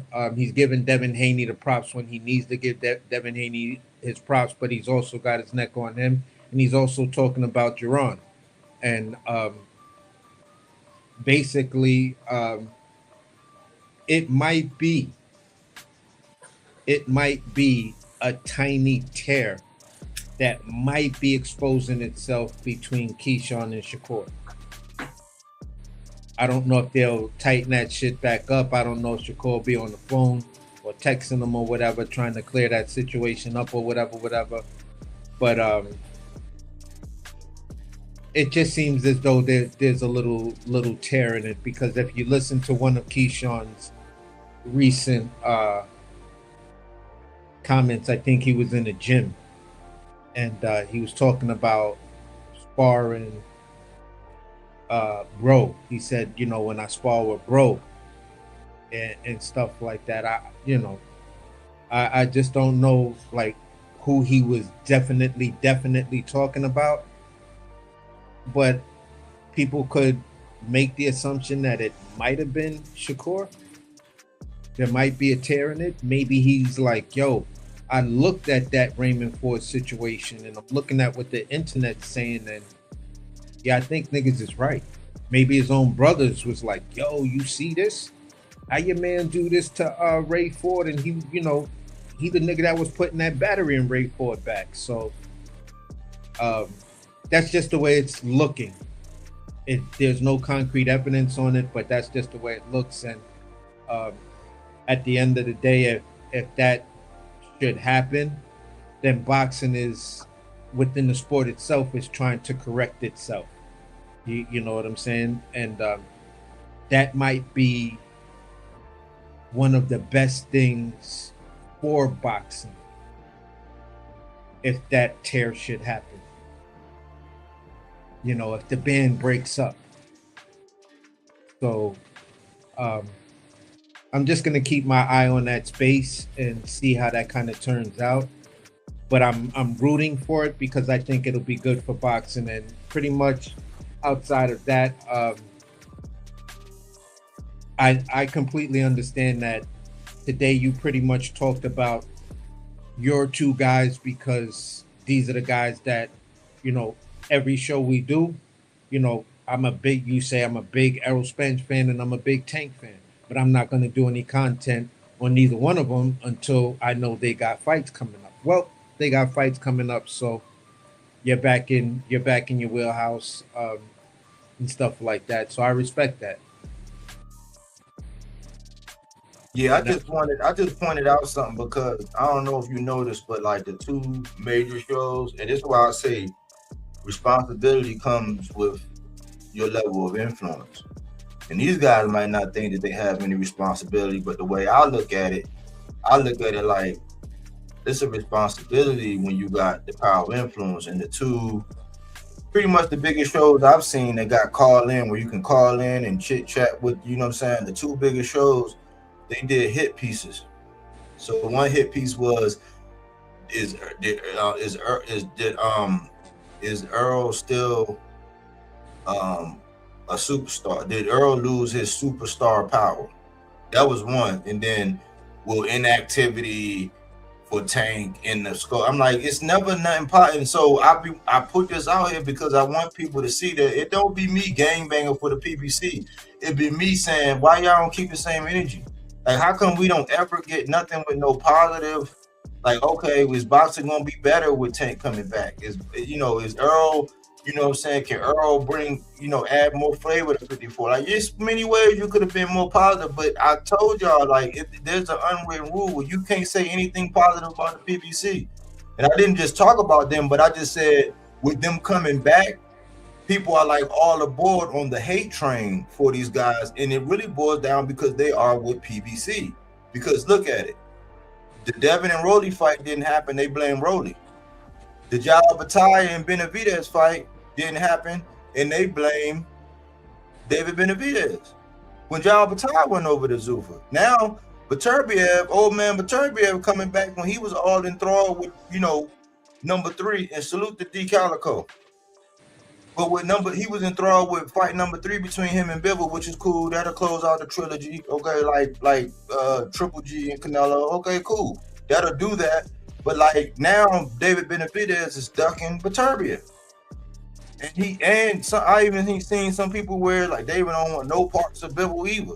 But that's another PBC guy. Now is the ring rust. Well, if you look at ring rust, shit, when the last time Floyd Schofield fought? It's been damn near almost the same time Tank fought. So what are we talking about? But there's never nothing positive. And when people say, when you can't say that I'm gang banging for them, when you have nothing positive to say about them, and some of the things that people were calling in, especially to the boxing voice about Errol, it'll make your stomach turn as a boxing fan. It will make your stomach turn as a boxing fan, because when I look at the favorite fighters that they be eating eggplant of, like they're not doing that. I said that everybody that Errol went and took a strap from somebody else, and then he took the strap from them. Your favorite fighter didn't do that. Your favorite fighter wasn't even moved like that. Your favorite fighter finds more reasons why he won't fight somebody, and Errol kept that same energy. Errol bent over backwards and gave like pretty much Bud everything on the planet to make that fight happen. Your favorite fighter ain't doing that. He's not. So put some respect. And then these be the same guys that say, oh man, well, y'all gonna shit on the guy for one loss. Errol had one loss, and I point out the fact that he didn't get Jin Sasaki, but like Brian Norman, that didn't happen to him. The referee, Harvey Dock, came in and stopped the fight, but Errol went out on his shield. Errol was not giving up and caving in and quitting at all. Your favorite won't even get in the ring with somebody with that magnitude of a threat. So it's like, how you gonna knock somebody for saying, how you gonna say in one breath when it come down to one fight, oh, you just gonna throw fighters away after one loss, man? Y'all ain't shit. But y'all threw Errol away after all that legacy when Errol is an Errol, and then call them Errol sexuals, but there are no Bud sexuals. There are no Shakur sexuals. There are no Devin sexuals. Like, the shit don't make no sense. But the major channels that got the call in, the power of influence, did 2 hit pieces on these guys. So now, with these guys coming back, instead of them saying, okay, well, shit, we got more irons in the fire to get boxing lit again in different divisions. And back in 35 about to be lit because the money man, the power man, the 93.33 that'll knock your shit in the dust, he's coming back. Errol, Mr. Keep that same energy, he reloaded, he coming back. Instead of being happy saying we got big fights and big implications, y'all just want to shit on them. And I had to point it out because it's like, once again, this proves what I be saying about the secret alliance that they have, to where it's like they cannot paint PBC in a positive light no matter what circumstance. And I'm sick of it. So I didn't want you to have to ride shotgun with me. I'm glad you jumped up here, but what I'm saying, that's why I did it like that, because it's like, this is a piece to where it's like, these are things that I'm seeing. I'm like, man, y'all can't gaslight me. I'm already lit. But this is what I'm seeing. And it's coming to be true. Like, all these PBC guys, it can't be all these PBC guys' fault. It just happened to be that they on the PBC. Like, come on. And Fundora is a duck. Like, I've been hearing here lately, like with Xander and all, Fundora is a duck. Like, Fundora wouldn't fight this, and Fundora ain't this, and last time I checked, he just put out an old dog. He just put him, to sleep the way you said they should. But PBC Fundora ain't shit. Why? Because he's associated with the PBC. Yeah. And they don't keep the same energy. And I'll leave it at that. That's why I had to do this episode, Lacey. Yeah, I completely get it, bro. And this is where I'm going to finally touch down. When I look at everything that's happening with boxing and everything, and looking at these channels and stuff like that, like I was saying before, man, people don't, the funny thing, let me say it like this. The funniest thing was this. I'm on a channel, Pro Shakur. I'm on another channel, Pro Devin Haney. But the thing that I was hearing in common of both of them was, these people and the internet, and, you got to be careful of where you go, because these people be talking, and they be heavy on the, you know, on the meat riding and glazing, and I'm like, do you realize that you're on a channel saying the thing that you hate, and you're doing that right now? And I just had to like really laugh at that and be like, okay, I'm gonna test the theory. I'm gonna say something that goes against the person that this channel represents. And then I say it, and then it's like, yeah, you know, some of these fans out here, I don't know where they be getting their information from, because, you know, this didn't happen and that didn't happen, and I just don't know. And they try to undercut, sneak diss you by telling you don't know what you're talking about. You know what I'm saying? But you just said you don't want to be in an echo chamber. But the minute something comes back that you don't agree with, you don't know where this information came from. And we can't debate it because you just dismissed it as being nonsense. That's the funniest part. That's the cognitive dissonance of even if it is a cognitive dissonance of saying, I'm aware of this thing, that people are doing it because I've been a victim of doing it of that same thing myself. But then I'm gonna go over to this channel, complain about that thing, but then engage in the same thing I just complained about. So it's like, you did it to me, I'm gonna do it to somebody else, and we all revolve around this circle. And this is how we keep perpetuating the divide. And this is how the divides get bigger and bigger, and the tribes start to grow and grow and grow.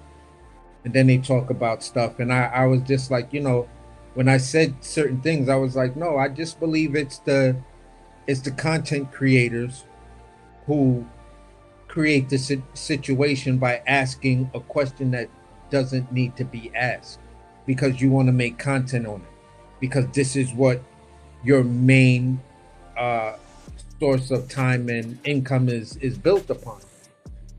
So if it's built upon that, then any argument is a good argument because it's content. So you have no loyalty to either side but to the individual. You'll put something out there that gets everybody else to debate and gets the argument going to make your channel seem, yeah, it's always messy over there, those dudes get it in, yo, people be knowing what they talking about, and you know, it builds up everybody typing in the comments when things start to get messy, and people can, oh, look at this dude, I bet he doesn't have a girlfriend, or whatever type weird shit those guys are who are, you know, basically they can't get male genitals off their mind. They can't go 24-hour day without talking about someone else's male genitals, especially another fighter. So with that being said, it's just people want to be a part of this, of whatever community. And right now, the way people are talking about what side of the fence they're on and the fighter they support, they actually refer to it as communities. Yeah, no, this Devin Haney fan, no, we're not this, we're a community. We're a community of people who just love good boxing and yada yada yada. And I'm like, so do I, but I'm not gonna get down and wear knee pads for any one dude. I'm just not gonna do that. You know what I describe it as? This is how I describe it, what you just said. This is how I think about it. You know, when we was growing up, like, blue was for boys, pink was for girls, right? But you got a whole bunch of people out here talking about, man, see, man, that's what's wrong with these motherfuckers out here, man. Everybody wearing pink. It's like, hold on, but you got them pink too. This is fuchsia. See, you don't know what you talking about. Yeah, this is salmon, nigga. Yeah. You know what I'm saying? This is about life. This is no, but you just said something about how all these cats want to wear skinny jeans and wear pink, and here you are with fuchsia, man. Fuchsia is part of the pink family, bro, and that's how it is. Like it was like that episode we did. I think that was Friday. When we talked about that, I'm like, I heard people calling in, pointing all these fingers, say, yeah, you cooking, man, and then proceed to wear fuchsia. So you talk about all these cats wearing pink, and then here you are with a big ass fuchsia shirt on, bro. Like, knock it off. That's what's going on. So good point, though, man. Yeah, and that's pretty much where I landed, man. We'll definitely chop it up on the next one and stuff like that. But for me, I'm in a weird place. I'm more in the space that says, you know what? I'm just gonna wait for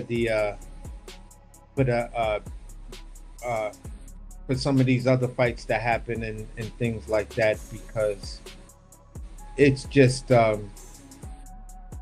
getting a little bit too weird out here, and I'm just trying to go different places and read the temperature and see what the streets is saying. I'm not afraid to walk around in my neighborhood and go down somebody else's block, so it's just like, wow.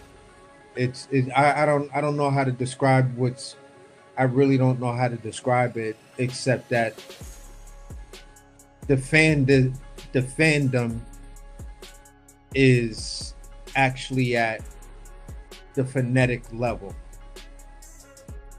And with that being said, I'm just gonna like pull back. I'm like, look, I still appreciate what Devin does, but I'm not gonna be the guy out here making excuses for him and stuff like that. So with that being said, listen, I know the dude I'm messing with. I like the people I like, and all the weird stuff between the super fans, y'all can have it. I'll let y'all have that. That's not me.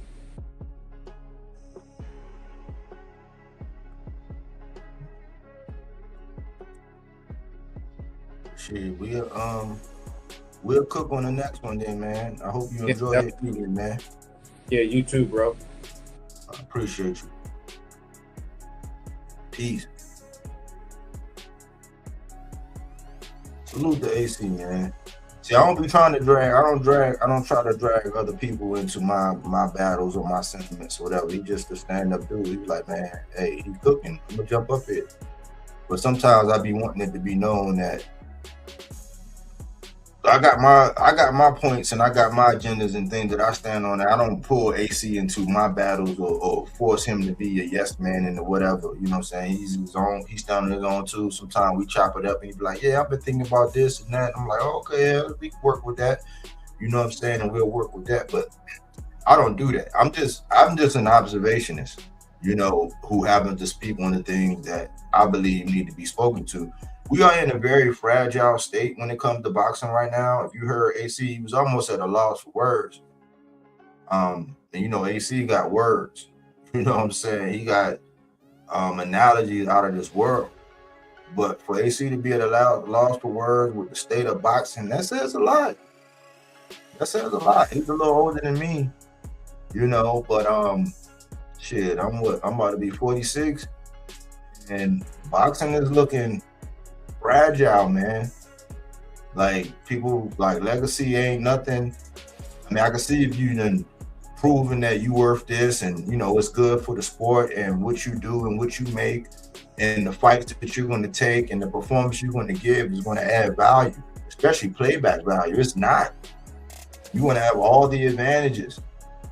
You want to be able to pick, choose, and refuse. And a lot of times today it's a lot of fans out here doing their fighters' biddings. Like me, I'm in a position where I can't, like, even if I wanted to, I can't do Tank biddings. I can't do Errol biddings. I can't do Jamel biddings. I can't do Tito's biddings. I can't do Ashaki Foster biddings. I can't do Brian Norman biddings.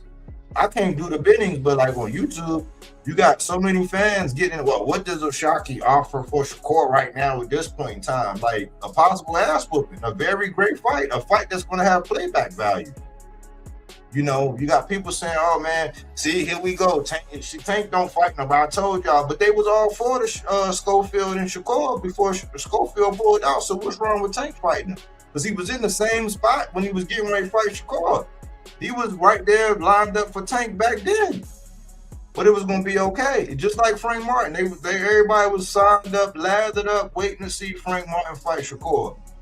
When Tank fought him, oh man, see Tank, and Tank sparked him. When the last time your guy sparked somebody? When the last time your guy said, you know what? Because this is the thing. When it comes down to Tank, right? This really just got exposed. Like Floyd Schofield just really exposed to the fact that he been weight bullying. He talking about, if I balloon up to 60, it don't matter how much you balloon up to. You fighting at 135. If you make that weight, you make that weight. It don't matter how much you go after that and do all of that. So he just exposed the fact, like, you know what I'm saying, making it seem like that's all Tank do is catch weights. That's not true. But that rote memorization and regurgitation that everybody do, they just run around saying that's all Tank do. He just drain people and do this and that. That a lot of them people don't know what they're talking about. It's different circumstances, right? But if you think about it, everybody would say, oh man, all Tank do is bring up smaller guys. But how are they smaller guys when the guys that he bring up? Even when he jumped up to 40, he fought Mario Barrios, right? When he moved back down, Leo Santa Cruz was still bigger than him. And they fought at 30 for both 35 and 30 and 35 belts. Then you look at Lamont Roach when they say, oh man, all he do is pull people up. Look at how big Lamont, everybody talking about how big Lamont Roach is. Did you see Lamont Roach aside from Boots? So that this myth, and because you hear people say it, they don't know what they're talking about. They have no clue. So it's like, man, we got, like, I'm telling y'all, now is not the time to be a politician. When it comes down to boxing, we are in a dangerous territory where it's not enough people saying what need to be said in the sport of boxing. Like, yeah, you can like your affiliation and you can love all the water cooler talk and you can like the fact that you got friends and family that come over and kick it with you and do all of that. But guess what? That shit gonna come to a screeching halt at the rate we're going with the shit that y'all are co-signing. It make no damn sense to hear a content creator who beforehand was saying, yeah, Shakur got to fight O'Shaquie and stand on his word, to now, because it's not popular to say, oh, what does O'Shaquie offer to Shakur? Like, what does he do for his career right now? But it's no mention of no Gary Antoine Russell, and y'all pick and choose his interview when he said, Shakur don't want to fight me, so I'll probably pick him last. Why would he pick him last? So I have leverage to make him fight him if he's still in that weight class. But it ain't no pressure. Ain't nobody doing no videos about that. Like, there's no accountability. There's no rush for him to fight anybody. Like, in this move that Eddie did, all Eddie did, man, it's classic. Because you look at Eddie in these pullouts, he did it with Callum Smith and David Morrell. And what wound up happening? David Morrell wound up getting stopped. So why did Callum Smith wind up pulling out? That didn't look right. Why did Don Smith pull out from Puello? That didn't look right. That was a stall tactic. Why? Because if that fight don't happen till later and these negotiations wash over, all Shakur got to do is sit back and wait in the wings unless he go over to Zuffa. And they announced that Devin and Shakur was going to sign with Zuffa, but what did we hear after that? Nothing. But the whole time, they all get the benefit of the doubt. Meanwhile, Tank's been on a hiatus and nobody wanted the spot. Now, they didn't got the claim to fame as far as like all the attention and people talking and clamoring and all the media about it, but they didn't do nothing to really take his spot. Nothing. Now Errol coming back, and now Errol don't deserve to come back, and nobody want to see him, and now he's not a star no more. No, it's like with PBC fighters, this is the problem with PBC fighters. When they don't have fights going on, they don't run the media. Devin ain't fought since November, and like he's probably the most talked about guy on YouTube. What does that matter to boxing fans? What did that do for us? If ultimately we're not going to get the fight that we want, nothing. But have us arguing and bickering and sending locations and ready to pull up the same way we was getting ready to do when Errol and Bud was getting ready to fight. And this ain't even Errol and Bud. It's not.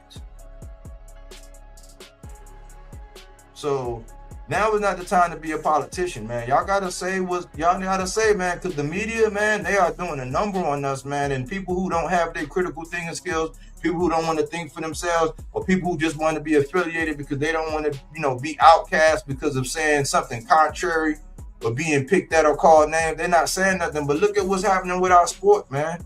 We're starting to condone some things that are not conducive to the vitality of the sport. That's why I always say silence is consent. Meaning that all it takes for this evil that's going on, this evil that's in boxing, where this love for all things foreign, all it takes for that to prevail is for us to remain silent. That's why I always say, man, we got to talk about the things that everybody's scared to talk about or it's not popular to talk about. And we don't care if you rock with us or not. We just want to come out and speak the truth. We're going to state the facts. It's like Keyshawn just ducked the whole 140-pound division. I don't care what you say. That's my division. There's so many killers down there. Would have been enough smoke. He could have made legacy there. He ducked the whole 40 division. Devin just ducked Rolly. Shakur just ducked O'Shaquie. You can't say nothing and give somebody your word and then pull out and have all these special concessions. Oh, yeah, since I got a belt at 40, he got a belt at 47. We should just be there 44. Well, O'Shaquie got a belt at 30. You got a belt at 40. Why y'all don't just meet at 35? But you'll go down there for Muay Thai. And you trying to tell me that Muay Thai is more accomplished or got more to offer than O'Shaquie? I'm going to tell you, man, you don't know shit about boxing. That's just what it is, man. Like, we got to stop playing around, man. Our sport is in danger, man. We getting some good fights. And I'm starting to hear the sentiments that was birthed over here as far as, like, it's a couple times. We said with the Devin and Brian Norman fight, which fight did we think they were going to win, right? And which fight was going to be good for boxing, right? We talked about that with the T.O. and Shakur, who we thought was going to win and who should win for the sport of boxing. Now I'm hearing the same conversation about a very big fight to where if this one guy win, right? We know we lean towards this guy winning, but with the other guy winning, which one gonna be good for boxing? And when we say good for boxing, I'm seeing people, I'm seeing that message starting to permeate through the YouTube stratosphere. But that's a real thing. You can have who you like and who you want to win, and you can say, oh yeah, I told you he was gonna do this and do that. But for the sport of boxing, with that victory, with that notch on their belt, how are they gonna move after that? Is that gonna be good for boxing? That might start changing who you're rooting for and who you want to win. This is one of them challenges that's gonna challenge you on your critical thinking skills. We're not gonna just regurgitate things and just say things just to rub your back and make you feel good. No, we're going to say things that's going to make you think and challenge yourself. And if you feel triggered, you can always click the link at some time. I put the link out there. Be up for debates, free smoke. As long as you don't do nothing to get the channel banned, you can talk all you want. I promise you the mute button is broke. So if you refute, and I always say, stop me when I'm lying. Stop me when I'm lying. You know what I'm saying? Hopefully you was able to put something in your rucksack and march on, man. Don't be one of these people that's just going to jump on the PBC hate train. When you start looking at these guys from the PBC, especially these marquee guys that's coming back and going to have fights and set up, you're going to sound and look real dumb when we hold what these fighters did versus what your fighter is doing, and it don't line up. Put some respect on this guy's name. Right? Put some respect on this guy's name. Don't join the PBC hate train, man. It's not a good look. You look and sound dumb, especially when you look at, some of the things that was said. I heard somebody say that Errol Spence really didn't beat up Mikey Garcia. He didn't really beat up Danny Garcia, but they took it away. Wow. Mikey was pound for pound when he moved up. And everybody said Mikey was going to box Errol head up, but then when he do what he's supposed to do, a la like what O'Shaquie did to Stephen Fulton, then it's, oh man, we knew that was going to happen. Like, y'all stop it, man. You can't have it both ways, especially if you're a grown man. Anyway, y'all know I can talk that boxing talk all day and all night. Thanks for choosing Bodywork Boxing. But we don't take things for face value. We do that body work. He didn't want to box. He wanted to actually prove that he could punch with you. He was like, what the fuck is this nigga doing? Oh, okay, you want to go to sleep. You tired. Welcome to Bodywork.